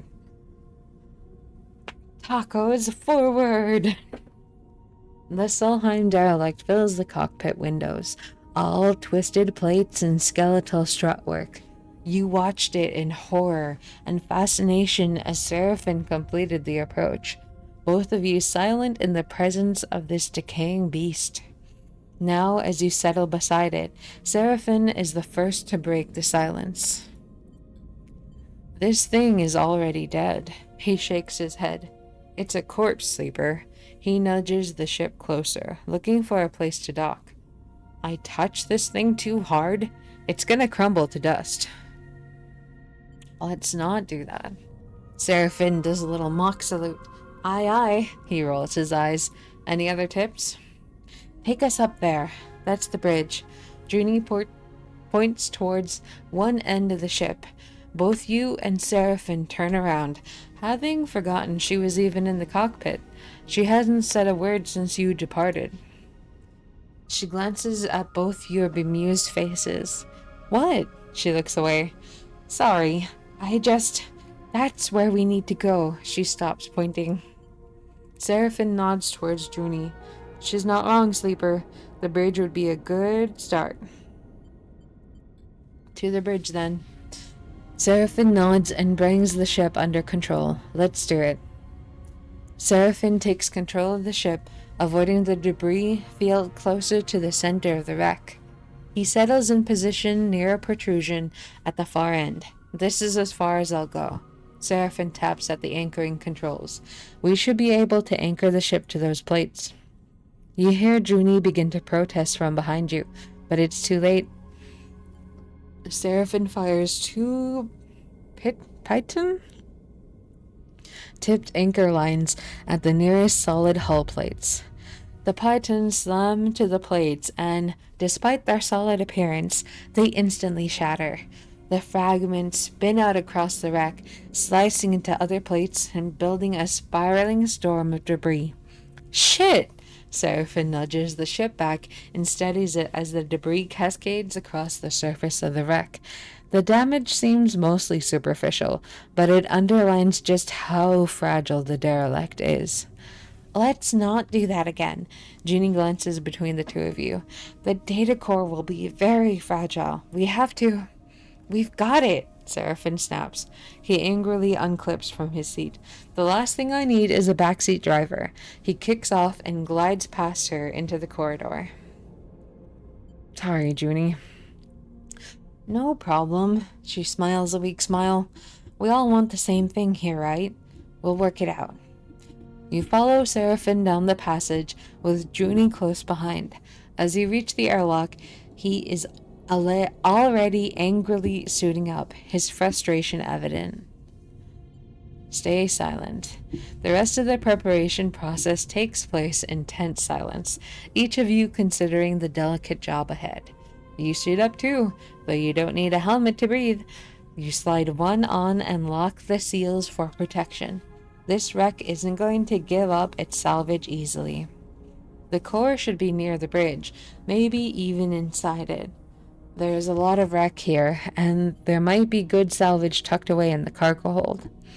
Once the suits are on and the seals are checked, you cycle the lock and stare out at the vast expanse of the twisted hulk before you. Time to go to work. Corroded airlock or cargo entry? Let's see. I'm an engineer.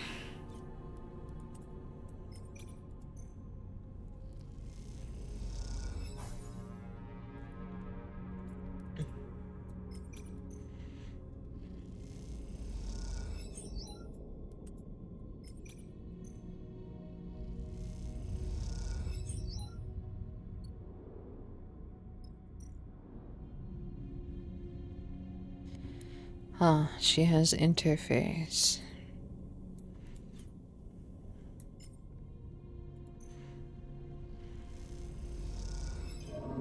Owie. The contract stress has triggered a crisis. A crisis will add one contract stress per cycle unless resolved with the crisis location.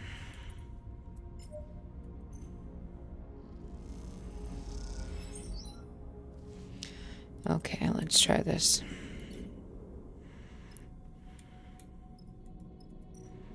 Hull breach.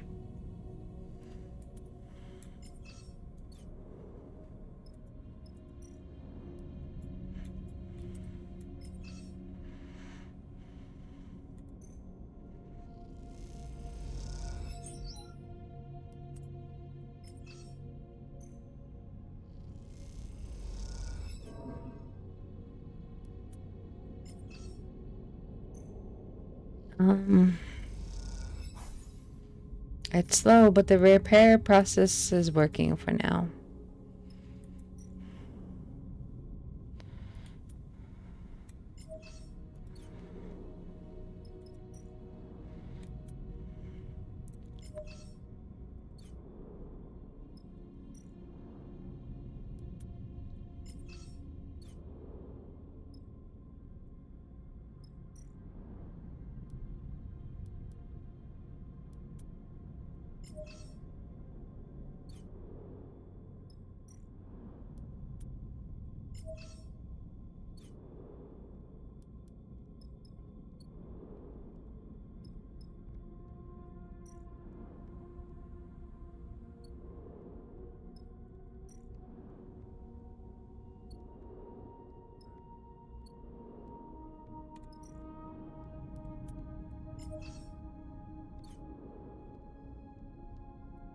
Okay, this person is just an operator.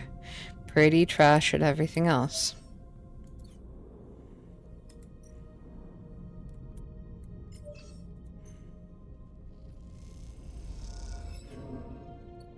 Okay, we gave her some stress. We suck.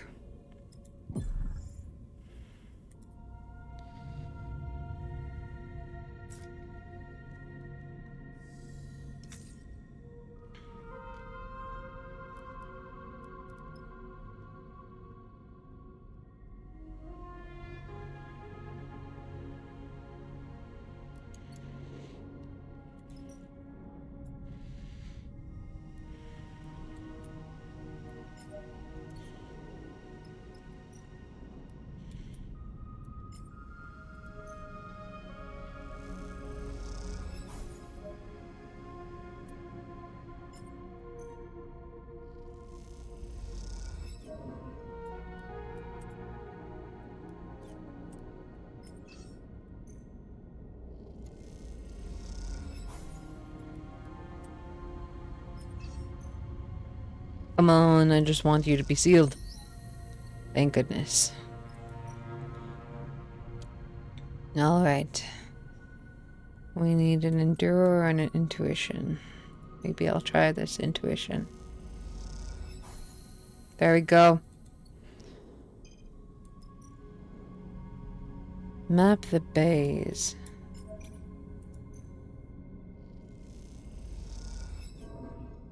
Oh, she got a very negative outcome. Well, she did have 2-1 die. So that makes sense. But it still sucks.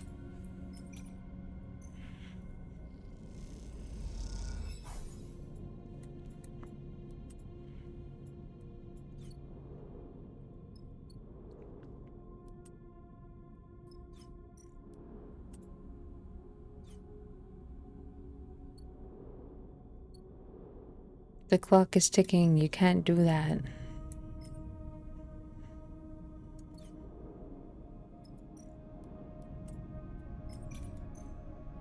Okay, let's try. Negative outcome. Okay. Gotta end the cycle.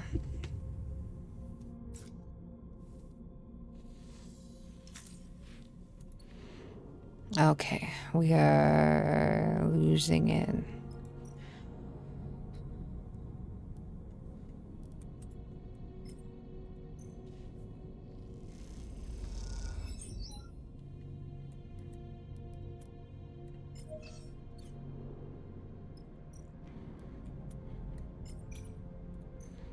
Come on. Fine. I'll risk it for this survey.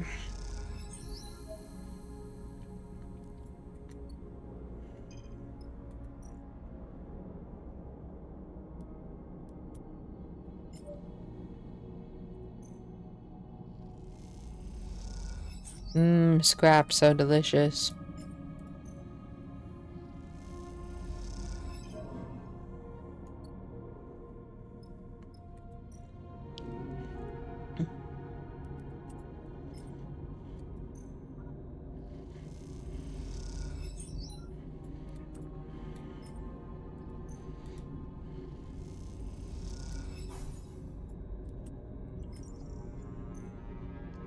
Derelict security system has jolted back into operation. This is taking too long.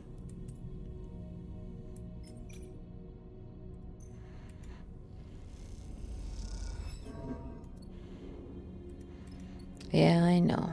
I did this. I'm sorry. I don't know if we're gonna make it, but we're gonna try.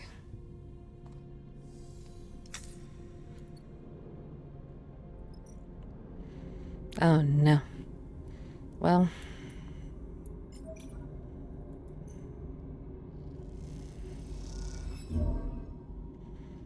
Oh no. She's down and out.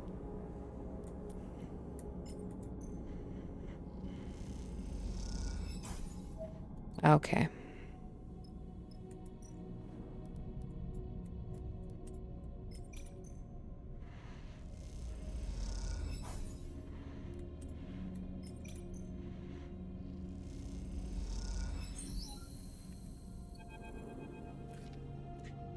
Well, I guess I have to give up on the rest of that scrap. We're gonna explode. The bridge of the derelict lies silent. The pale beams of your suit lamps catch rows of terminals and clouds of glittering dust. Wires wave like seaweed. Sometimes you gotta explode. That's right. The whole scene appears as if underwater, chaotic but still. Junie glides past you, disturbing the dust and taking you by surprise as she does. She has been a stoic presence so far, but in this moment, she seems drawn forward by some force of curiosity. You watch as she bats away the debris and begins checking the terminals. Let her work.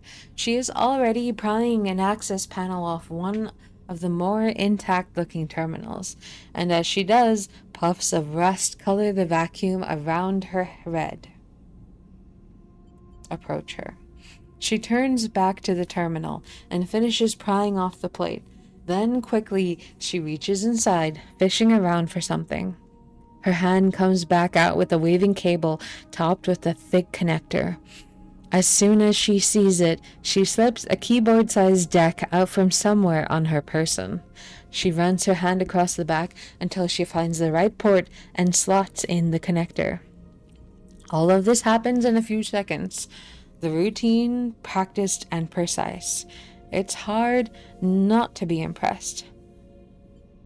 Nicely done. We'll see, she says so quietly it seems mostly to herself. Junie's fingers dance across the deck's keyboard, and a burst of static lights up the Solheim terminal screen. The sudden burst of light and color takes you by surprise. Junie's fingers tap away, the terminal screen flashing with the blocks of color and lines of code. It buzzes and vibrates, its long-dead systems forced back into chaotic life. Then, all at once, it goes dark. The terminal is dead. Shit, Junie hisses beneath her breath. Useless. You cannot tell if the insult is directed at the terminal or herself. There's plenty more. She looks up at you, a confused expression on her face, then scans around the bridge. I suppose. But even from here, I can see most of them are less than scrap. The cradle with the data core can't be far. She pushes off from the terminal, gliding away from you. I'll start looking, she calls back, and heads towards the other side of the bridge. Seraphine glides up beside you. Everything all right? What do you think of Junie? The kid? Seraphine shrugs. You'd know better than me. Keeps to herself. He squints at her retreating form. Seraphine stretches in his suit. I have to admit, it's nice to be back working, especially now that we are the ones who will reap the benefits. He claps you on the shoulder. Feels good to be taking our fate into our own hands. I know it's pretty rough there, back on Hexport, and out here, we're just as likely to get shredded by debris as find the damn data core. But aren't you glad we made a break for it? He pauses and looks down, having asked the question almost by accident. I mean, I am. I just don't want to speak for you. I'm glad too. Seraphine smiles. You better be. I didn't give up that little dark side cupboard I was living in for nothing. He laughs at his own joke. Look, Seraphine checks his suit wrist seals. Once we've got a bit of space behind us, once we've gone the distance, if we even manage to get that far. He furrows his brow. Don't feel you owe me. I'm no charity case. You want us to go our separate ways? Fine by me. He meets her eyes. Just do me the favor of telling me to my face. I will. Seraphine nods, but doesn't respond. After a moment, he shines his torch out into the dark. checking the rows of terminals all across the bridge.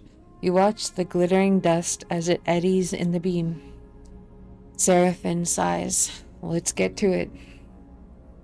You watch as he crosses the bridge, his torch probing the dark corners. You feel a chill run through your body as you imagine the people that once ran this ship, the Solheim crew, surely long dead. What was it like here before the collapse, when this system was the jewel in Solheim's crown? It's impossible to know. That history is lost to you now. All you can do is pick up what you can from the ruins. We've got a new location. And it wants an interface or an endure.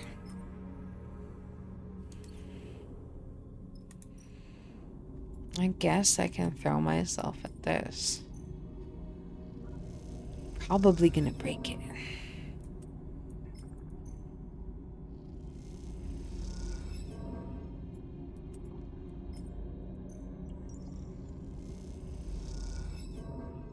Yep, I'm gonna die.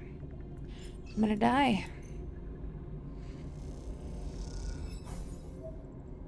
Told you I had it. Sure you did. We need to end the cycle or we're gonna fucking die.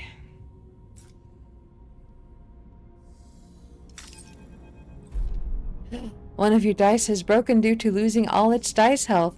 Broken dice can be repaired at the rig at far cost once the workshop is available. There's a horrifying lurch. You're sent spinning through the bay you were crossing in a hail of debris. You watch as one side of the bay silently tears open in front of you, a gaping black maw toothed with flying debris. You stare into it, your breath heavy in your ears, your eyes wide. Suddenly, you feel a tug on your back, your tether. As you spin back from the sudden arrest of your glide, you see Seraphin holding on to the other end, reeling you towards him. We have to go, Sleeper. The voice comes urgently over the comms channel. This place is done.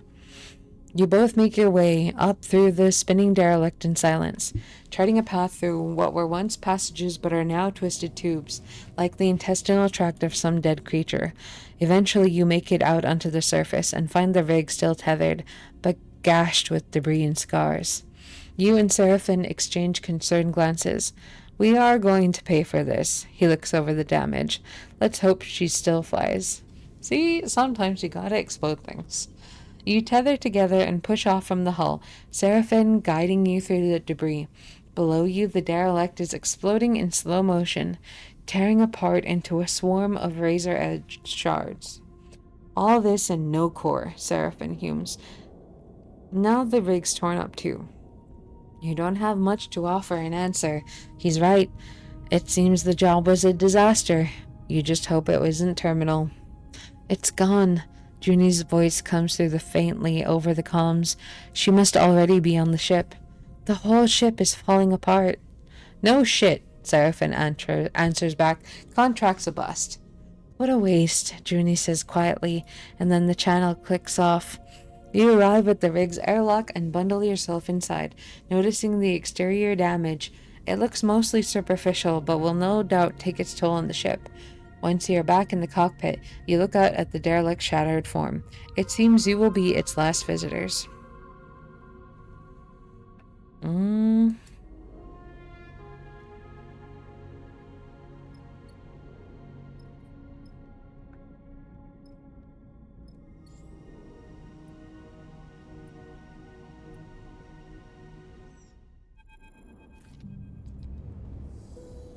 As you arrive into Hexport, Junie speaks up from the back of the cockpit. I need to speak to both of you. On the journey back, you noticed a change in Junie, a hardening, and now she seems very different from the nervous hacker you first brought with you. I know we failed to extract the core, Junie sighs, but I wanted to be honest with you about why I came with you. I don't work for Karsten. Perhaps that was obvious. I didn't want to bring him the core. You and Seraphin exchange glances. You would have taken it? She looks away. I don't know, Sleeper. Yes, perhaps I would have, but I also would have spoken to you, explained myself. Do you know how many of those cores are left intact? Junie suddenly looks gripped by emotion. Like it or not, we live in Solheim's shadow. in their ruins, and yet we know almost nothing. What chance do we have of understanding how we got here when others like them, like Senate Stat and Conway, are descending on this system?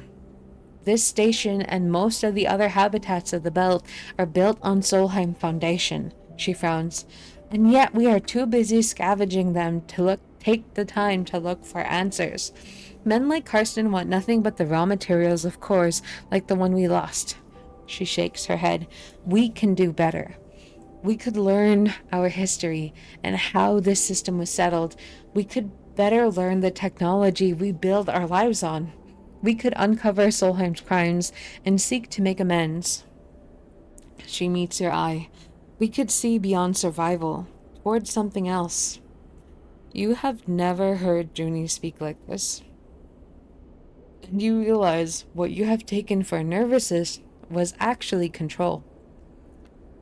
This, the person in front of you, mourning a data core, is the real Junie. Not that it matters, she glances away. It's all lost now. Keep your honesty, Seraphin cuts in. It's worthless to us. He completes the landing protocols and begins shutting the rig's engines off. We don't have time for confessions. Junie looks crestfallen. Karsten won't come for you, if that's what you're worried about. He's ignorant and stubborn, but he isn't vengeful. That is not what we're worried about. Seraphin gives her a pointed look. Explain to Junie. You tell Junie about the feed lines Karsten has, about you and Seraphin fleeing something, and that you can't run any further without them. Junie nods along, her eyes darting back and forth, as if trying to calculate something in her mind. Seraphin turns to you. If you have any bright ideas on how to get those feed lines, now would be the time, Sleeper. There's another way, Junie interrupts. I could help you steal the feed lines. She stares at both of you with determination. We could do it together. Seraphin looks at you with raised eyebrows. It seems he is noticing the change in Junie too. Karsten is an idiot. I can hack his security and you can pull them out of there. She looks at Seraphin. You seem tough, she shrugs. We can do it. Why help? Junie looks between the two of you. Hexport hasn't exactly been kind to me. You two trusted me, even though I didn't deserve it. I'm not used to that. I want to repay it. Not to mention that Karsten is probably ripping you off. Even if you get enough cryo, what's to say he won't raise the price? Trust me, he's no good. I was trying to deal with Karsten to get those derelict coordinates from the moment I arrived here, and he ran me in circles. She shakes her head. Seraphin is watching her closely. Even if I do take you at your word, which, given everything, seems a little tough, how do we even do this? He raises an eyebrow. You are telling me we just drift in there and take the feed lines? Look, I get it. You don't trust me. She pauses. But what if I have a vested interest in this working out? There's nothing left for me here, and I don't much feel like hanging around waiting for Karsten to figure out my involvement in all this. I need safe passage. You need the feed lines to grant it. She allows herself a smile. See where I'm going with this? Seraphin sighs. I don't like it. He pauses, but it makes sense. What do you think, Sleeper? We all get something. Exactly, Junie smiles. Let me prepare. I'll head to Factory Row, scope the place out. Meet me there, and we can work out a plan. She glances between the two of you. Trust me, we can find a way. We'll keep it simple, clean. Simple is good. Agreed. Seraphin cuts in. His dark look betrays his concerns. I'll go scope out the bay we need in Factory Row. We should split up. Less likely for Karsten to suspect us. Meet me there in a few, and we can finish setting up. Junie unclips from her seat, floating. I want to show you I can be trusted. That we can do this. She looks between the two of you. Believe that, please. And with that, she slips away from the passage towards the airlock and the hexport beyond. You look at Seraphin. I'm saying nothing, Sleeper. He unclips from his seat too. Either this is the kind of mess you have to go through to get out to the other side, or it's the kind that you never escape. Either way, we are in it now. He leaves the cockpit. You stare at the chaotic lights of Hexport and wonder if anything in the Starward Belt ever runs smoothly.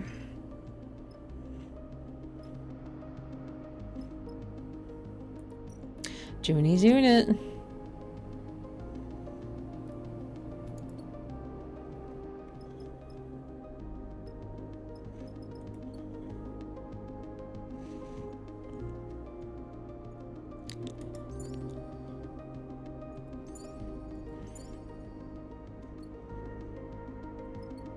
I don't have a workshop to fix my dice.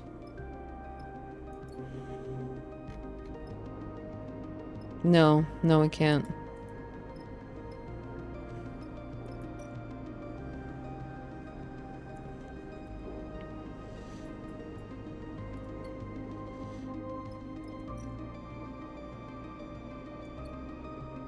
We are in the poop now. I'm probably gonna crash and burn here. But you know, it's all a story told by the dice.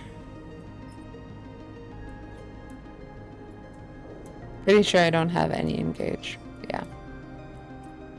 So hack security is my best bet. And it's terrible.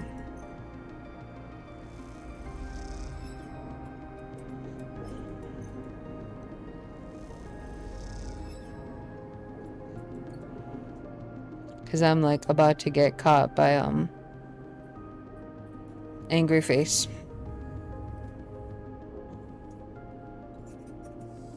Because I just had to go and try the 2 different jobs. I had to.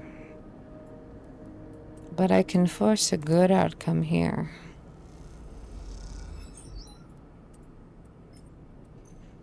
And unless I'm super duper unlucky. Yeah, I'm super duper unlucky.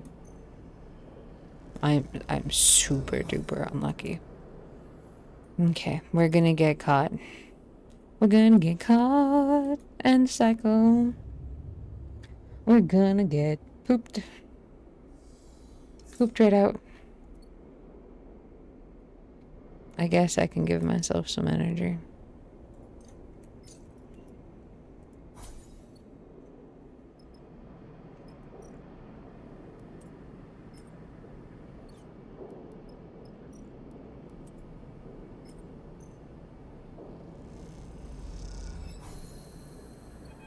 Nice.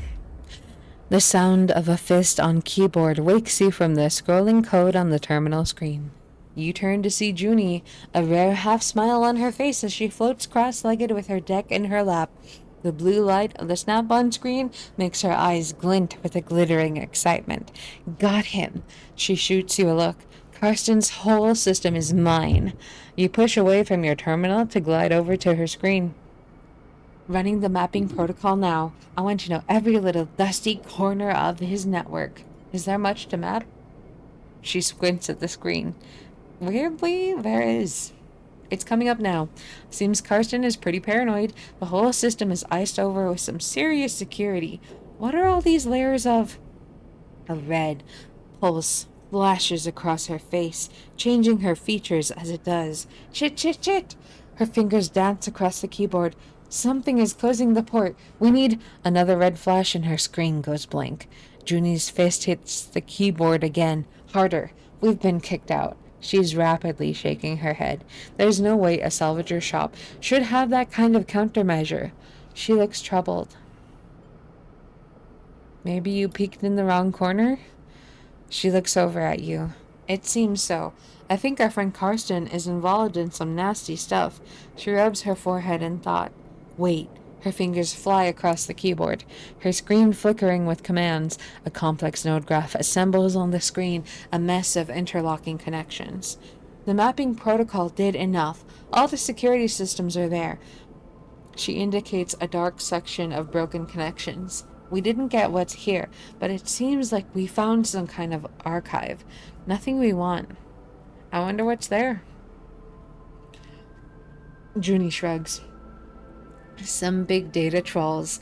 Looks like copies of old drives he found. Could just be a load of data left over from salvage jobs that he thinks is worth something. She smiles.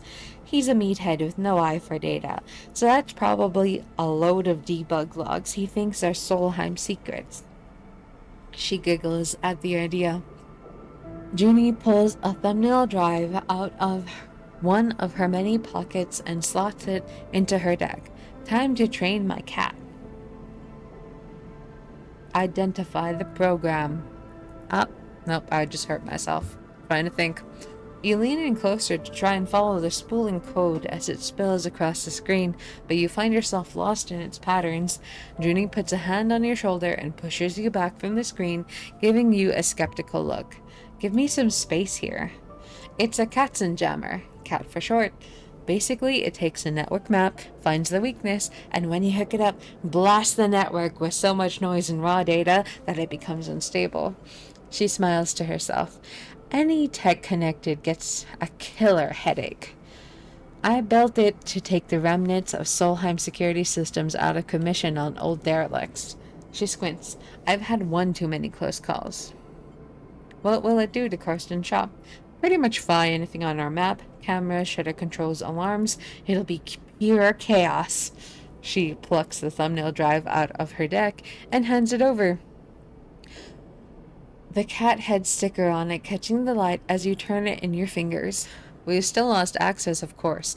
Junie turns back to her screen, bringing up another node map. But there's an old Solheim port from the original factory just outside Karsten's. Slot the cat in there, and it should be able to find a back door. How can you be sure? I spotted it on the map. She brings it up in another window. Karsten's hooked up to the old fixed network. It's a classic weakness. This isn't going to be quiet. She squints. His whole system is going to be data blasted. It's not a subtle hack. When you slot the cat, you get in, grab the feed lines, and run. Sounds like one hell of a risk. Seraphine's voice catches you both by surprise as he slips into the dark and empty unit. Well, Junie pauses, looking between the two of you. It's our best option. And where will you be while we run the gauntlet of scrambled security and make the grab? Junie looks away. I can monitor how it goes down remotely from here or the ship. Seraphine gives you a look. You can tell he's finding it hard to trust Junie after everything. Well, I'm about to explode, so I trust you, Junie. She smiles a thin smile. Thanks. She starts to pack up her deck. But I'll find somewhere else to work from. Close to the ship, but out of your way.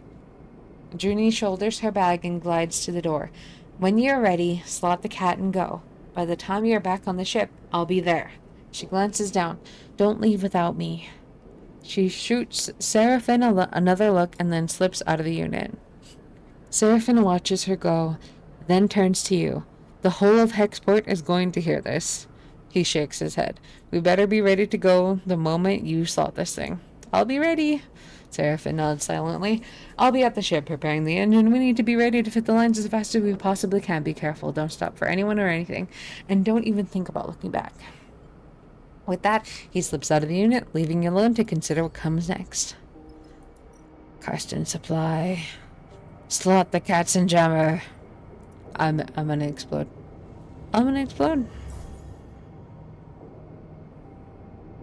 Continue. I have 2 die. Karsten's place is locked up for the cycle. Shutter down, alarms on, and the denizens of Factory Row snaking past with deliveries and work orders. You hold your position opposite the shop, take a deep breath, waiting for a sign that this is going to work. You look at the thumbnail drive with its shimmering cat sticker sticking out of the old Solheim access port. You imagine the flow of data as the Katzenjammer seeks for an entry point into Karsten's system. You think of Junie tucked away near the ship, watching you through the public networks. You think of Seraphine, deep in the engine room of the rig. Hurry the hell up, you think. Enough waiting. Then you hear it. A pulsating white noise sputtering and then screaming out of Karsten's shop. The shutter scissors up and down and the lights pulse. The alarm gurgles in confusion. For a moment, you are stunned into stillness. People stop in the street, then turn to look as the shutter's motors burn out in a cascade of sparks and acid smoke. Now or never. Woo, we passed. You skirt around the people watching, using them as a perimeter.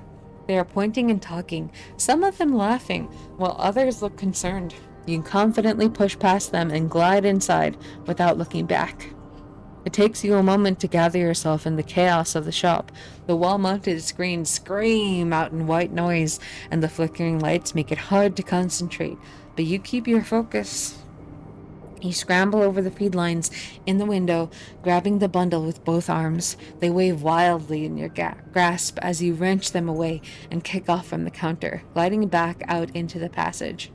Your arcing glide takes you into the crowd. You steer yourself through a gap in the gathering bodies and kick off hard towards the port. The feed lines wave wildly, but you grip them hard to your chest and don't look back. Seraphin better be ready. Your arms ache from clutching the feed lines, but you don't loosen your grip until you see the entrance to the docking bridge. Sleeper! You almost ignore the call until you recognize the voice. Junie glides out to meet you, her hand on your shoulder, gliding you towards the bridge. I'm with you now. She shoots you a glance. What a show, huh? It was certainly loud. She smiles a little. I wish I could have seen the cat in action. You both glide toward the docking bridge, Junie helping you with the trailing feed lines. From what you can tell, news of the chaos in Factory Row has not reached the port yet. You feel a flush of excitement as you enter the ship's airlock. This is it. You did it. You try to keep focused, but the elation makes your hands tremble. You take a sharp turn in the central passage of the ship, make your way to the engine room, the feed lines now unwieldy in the cramped space. Seraphin is waiting for you, shaking his head. Looks like we're in business. He lets out a sigh. And on the run from 2 different people now. He grabs the feed lines. I'll take it from here. He quickly begins the process of connecting the engine to the subsidiary fuel tank. You watch, catching your breath as he works. How about you make yourself useful, rather than just making me nervous, Seraphin says, without looking up from his work. Go close the airlock and disconnect the bridge. You and Junie glance at each other. Both of you. Now! Seraphin calls out. The 2 of you turn and make your way up the passage, your nerves settling now. You arrive at the airlock and reach for the control panel. Karsten, coming up from the docking bridge. Fast! Close the airlock. Whoop whoop! Your hands dance across the controls, inputting the closure sequence in seconds. The door hisses and closes before Karsten can even make it to the end of the bridge. You catch one glimpse of his retreating figure before the docking bridge's shutters scissor closed, blocking him from view. You hear a clunk. As the clamps disengage, you are free. Seraphin rushes past, gliding up the passageway from the engine room. Come on, get yourself strapped in. You and Junie silently follow him, your head spinning, your thoughts racing. You slip into your seat as Seraphin punches in the departure sequence. The ray begins to pull away from the hexport. Seraphin's hands on the controls. You close your eyes and feel the force of the thrusters firing. Woohoo! Hexport, export! Escape hexport before Lane finds you. Oh no. What the? Seraphin's quiet question interrupts your thoughts as the rig cuts across the belt. Hexport is now behind you, drifting out of visual range. Its glinting lights now just a part of the background glow of the belt's 1,000 reflective bodies. Whatever trouble you stirred up there, it has surely been left behind. Which is why Seraphin's muttering is worrying you. More trouble? Seraphin turns. There's a transmission coming out of Hexport. Some kind of evac order? He turns back to his console. Let me check this. Sleeper. The voice, as distorted as it is, cuts through you. Lane. I know you are there. Stay silent. I'm getting a wide channel broadcast. He rubs his shoulder nervously. They are warning people to alter their course away from the station. You are slipping away, a squawk of noise, but we can't have that. I take this personally, sleeper. A sharp intake of breath. After all my investment, all my care expended upon you, this is how you repay me? At least we're heading away. Seraphine interrupts. Maybe it's just a precaution. I see a little something glinting out there. Could that be you? Sleeper, you hear Seraphine calling, but you don't move. You don't breathe. All you hear is Lane's voice. You unclip from your restraint, drifting forward towards Seraphine. He gives you a wild look. Something isn't right. You don't feel right. A numbness grows in your body, your fingers flexing without your input. You reach out toward Seraphine. No, not you. Something reaches out to Seraphine through you. A tension flickers in his eyes. Fear? A hissing silence, and then a rumbling blast. All at once the rig screams, system seizing in electromagnetic paralysis. All at once the rig shifts, carried on some shockwave of light, pain, and then darkness. Voices echo warmly through your mind. You can't quite make out what is being said, and any attempt to focus causes a growing flare of pain, so you let them fill the air, unidentifiable and soft. You are floating, and so you cannot yet feel your body or its weight. The feeling is pleasant, soothing, and yet the moment you realize this, it begins to fade. Something spasms in your fingers, and you flick it away. A sensation crosses the sole of your foot, and you kick your leg. A weight settles itself into your chest. You are awake. You open your eyes to light, playing across a surface patterned with stained cushioning. Hydration is key for 100 totally legit channel points. Yes, hydration is key. Also, I don't usually talk this much. Reading out loud like this makes me fumble. But I enjoy it. That's why I play these kinds of games.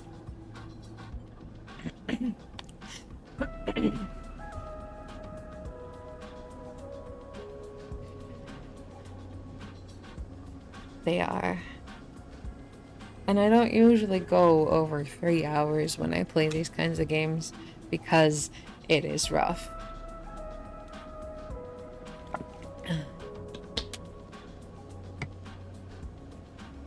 Oh my god.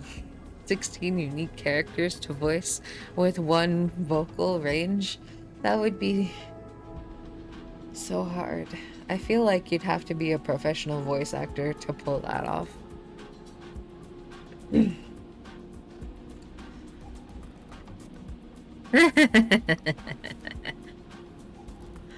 You are alone. The voices replaced by the hum of air cycling, the distant clink of maintenance systems. You are alone, and this is not your ship. You jerk upwards against the straps that hold you loosely to the berth, suddenly confronted with the last things you remember. An overwhelming numbness. And below it, an insipid animating force creeping through your mind. You pull at the straps and free yourself. Floating up in the small habitation room, cushioned and worn, your mind racing. Where is this? You glance around, taking in the small room, with its knickknacks tucked between webbing, its stained and worn storage units, its faded padding. This is someone's home.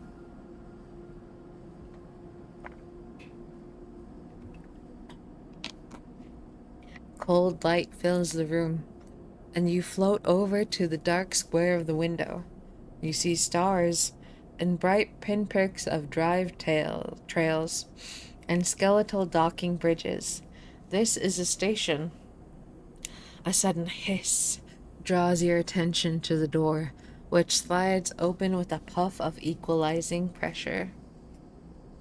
Hey, it's Bliss! The entering figure jumps as they see you are awake. You're up. They hesitate in the doorway.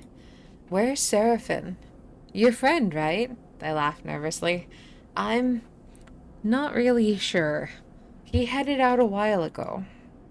I'm Bliss. They shrug, not sure of what to add. Your crew are out. Sorry. They brought you here. Here? Right. They nod slowly. This is my room. They glance around.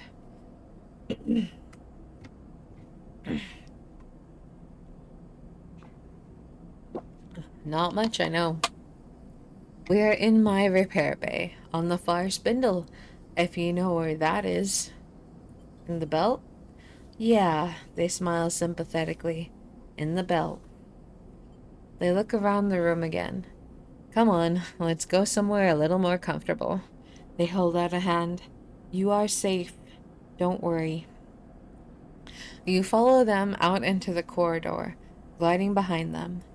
They move with the ease of someone who is either born in zero-G or has spent most of their life in it. They guide you to an enclosed balcony, where heavily scratched, thick acrylic windows look out into the chaotic-looking wet dock. And the center of the dock is the rig, scratched and worn, but still your ship. It's a reassuring sight.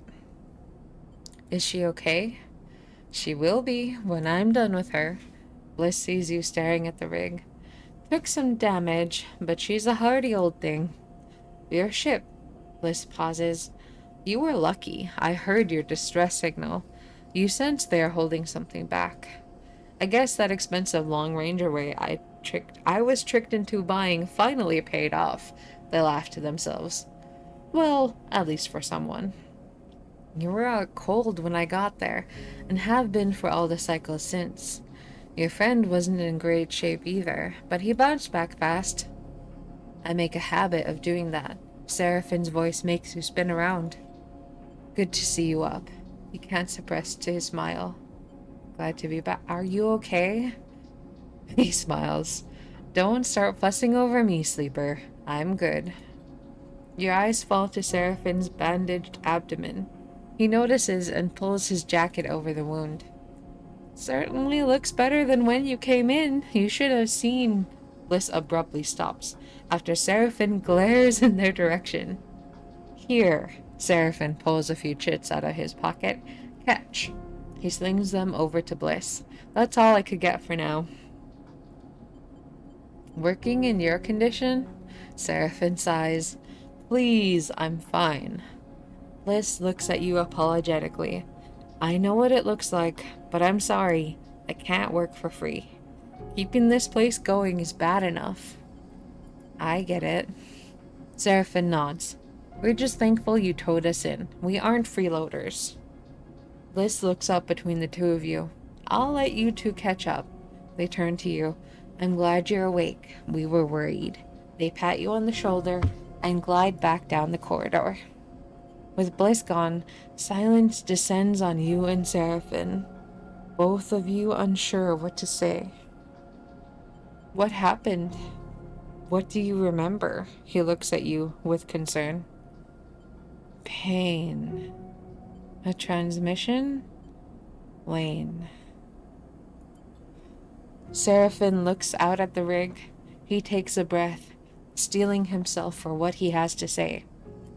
Export is... He clears his throat. It's gone.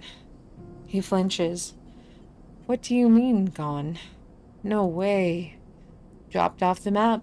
No signals, apart from the ones sent from fleeing ships. He frowns. I don't know what happened. No one does. Your mind skips, unable to focus on the information you have just been told. You think of the constant activity of the bends, the rumble of Factory Row. Karsten? Gone. By the time Bliss reached us, we had drifted out of range. They couldn't have seen it go up, but I saw Sleeper. Something exploded, white hot.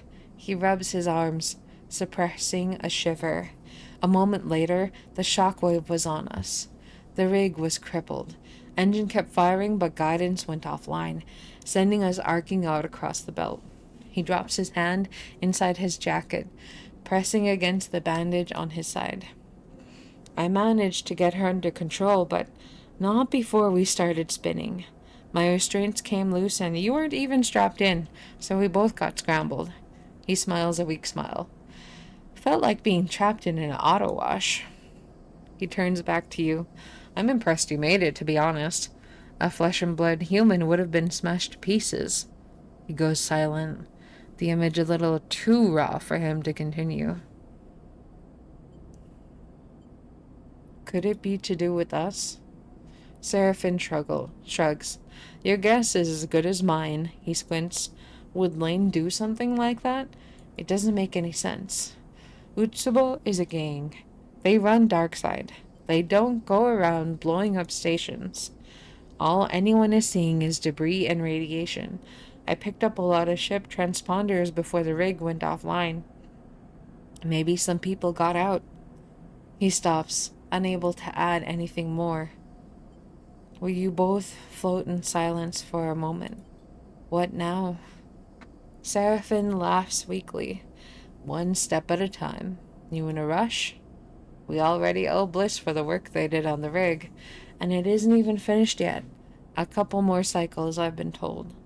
Bliss won't hold us hostage, but I don't like to skip out without paying, even if we could get the rig started up. He rubs his necklace between his fingers. Bad karma. Beyond that, we need work, fuel, supplies, and we need to make sure you are okay. He counts off the issues on his fingers. After that, he shrugs. I haven't heard of anyone coming after us, and if they did, they'd have to come through Hexport. Or what's left of it. He looks away. The far spindle is way out of Lane's territory anyway. They call this bit of the belt the Wash, and the stations here run differently to Darkside. So for now, we have some freedom. Seraphim sighs. Freedom to go broke, starve, and get into even more trouble, that is. In all honesty, I was hoping you might have some ideas. Let's look for a contract. You won't hear any complaints from me. He smiles. We won't be able to fly out for a few cycles yet, but it won't hurt us to have something lined up. He pauses and looks away. Seraphim pauses and stares down. Look, Sleeper. He rubs his side. I'm not sure I can work right now. I just got kicked out of a salvage yard for passing out on the job. He looks away. Even with the pain meds I've been able to scare up. I can fly, that's for sure. He stares obstinately at the rig. But you are going to need some crew if you want to do any serious work. He chews on his lip. I'm sorry. You need to be careful. Understood. Don't be. Seraphim nods. Thanks, Sleeper. He turns away. I'm going to go take a rest on the rig. I'm wiped. You look out at the rig as he leaves, the warmth and softness of your waking moments now feeling like a distant memory. Is this what you wanted? Freedom? A chance to work for yourself, not Lane? Well, here it is, with all the problems and complications you could imagine. And at what cost? Could Lane have wiped out Hexport just to try to end you? You shiver at the thought. But if not Lane, then who? Theories cloud your mind. Dwell on them. Could it have been Conway? A drone or mines drifting starward? Senate stat, perhaps. With some plan to weaken the belt. Or a belt faction attempting to flip the board by intent or mistake. The belt had considered itself safe from the war brewing in the inner system, but now Hexport's loss will be felt all across the starward belt. And what does that mean to you? Your needs are much more immediate, apparent. Those must come first. You take a breath. Time to make a plan. You have gained some glitch. Glitch is a penalty you gained from repairing dice and from Lane's attempts to hack your system. Your current level of glitch is represented by the glitch clock. To the right of your dice, you can have a maximum of 6. Each level of glitch you gain will increase your chance of rolling a glitch dice at the start of the cycle. Each time you roll a glitch dice, you clear 1 level of glitch.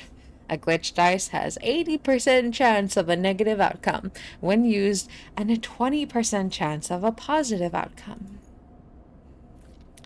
You find Junie in the airlock, her small collection of things crammed into her bag. I was coming to see you, I promise. She looks nervous. I was waiting for you to wake up, but Seraphine said you were okay, so... You're going? She looks away. I am. Well, you were out. She pauses, the concern for you obvious. I was doing some digging. It seems that core, the Solheim one, isn't the only one out there. I am going to keep looking to find another one. I'm not giving up, but I'm going alone. I understand. Yeah, she nods. It makes sense. Good luck, Sleeper, and tell Seraphine goodbye for me.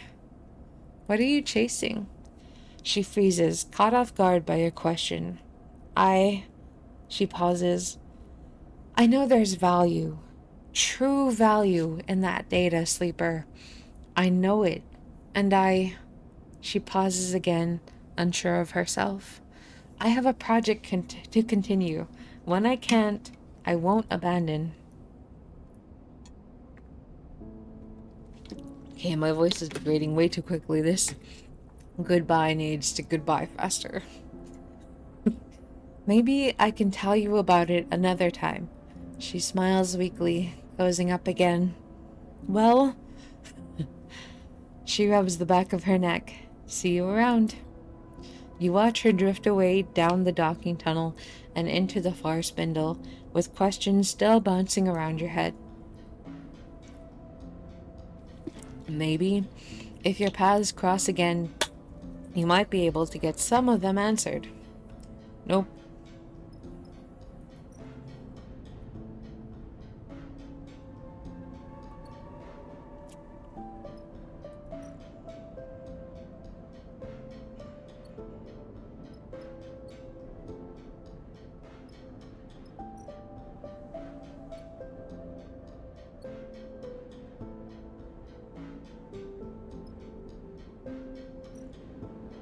Basic comments?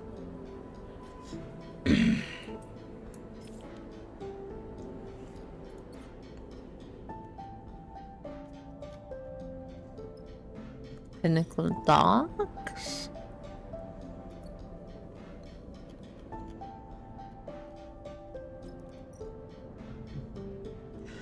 Wandering the underhang.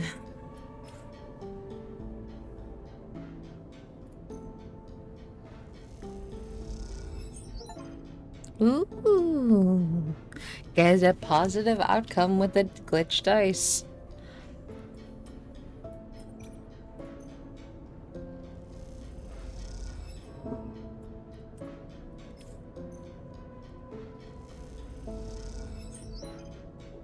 Nice.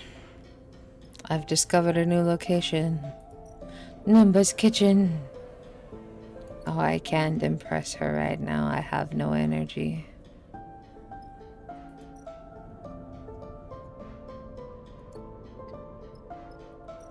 Spindle's Edge.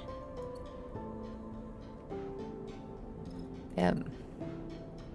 Alright. We're gonna end the cycle. And then we're going to end the stream. I don't know how to fix it, so we're just gonna not. And my voice is gonna crack more and more and more the longer I'm here, because I straight cannot keep talking. like this. And oh my god, Panda's on. We have to raid Panda. You can take this raid message or you cannot. Either way, I don't care. Raid Crazy 8 Panda. She's murdering chat. Oh, this is the best. Worms are a glorious, glorious rite of passage for any chat. Y'all should go check it out. And thank you, Jer, for coming in and enjoying. And I'll see you next time. 1, 2, 3, go.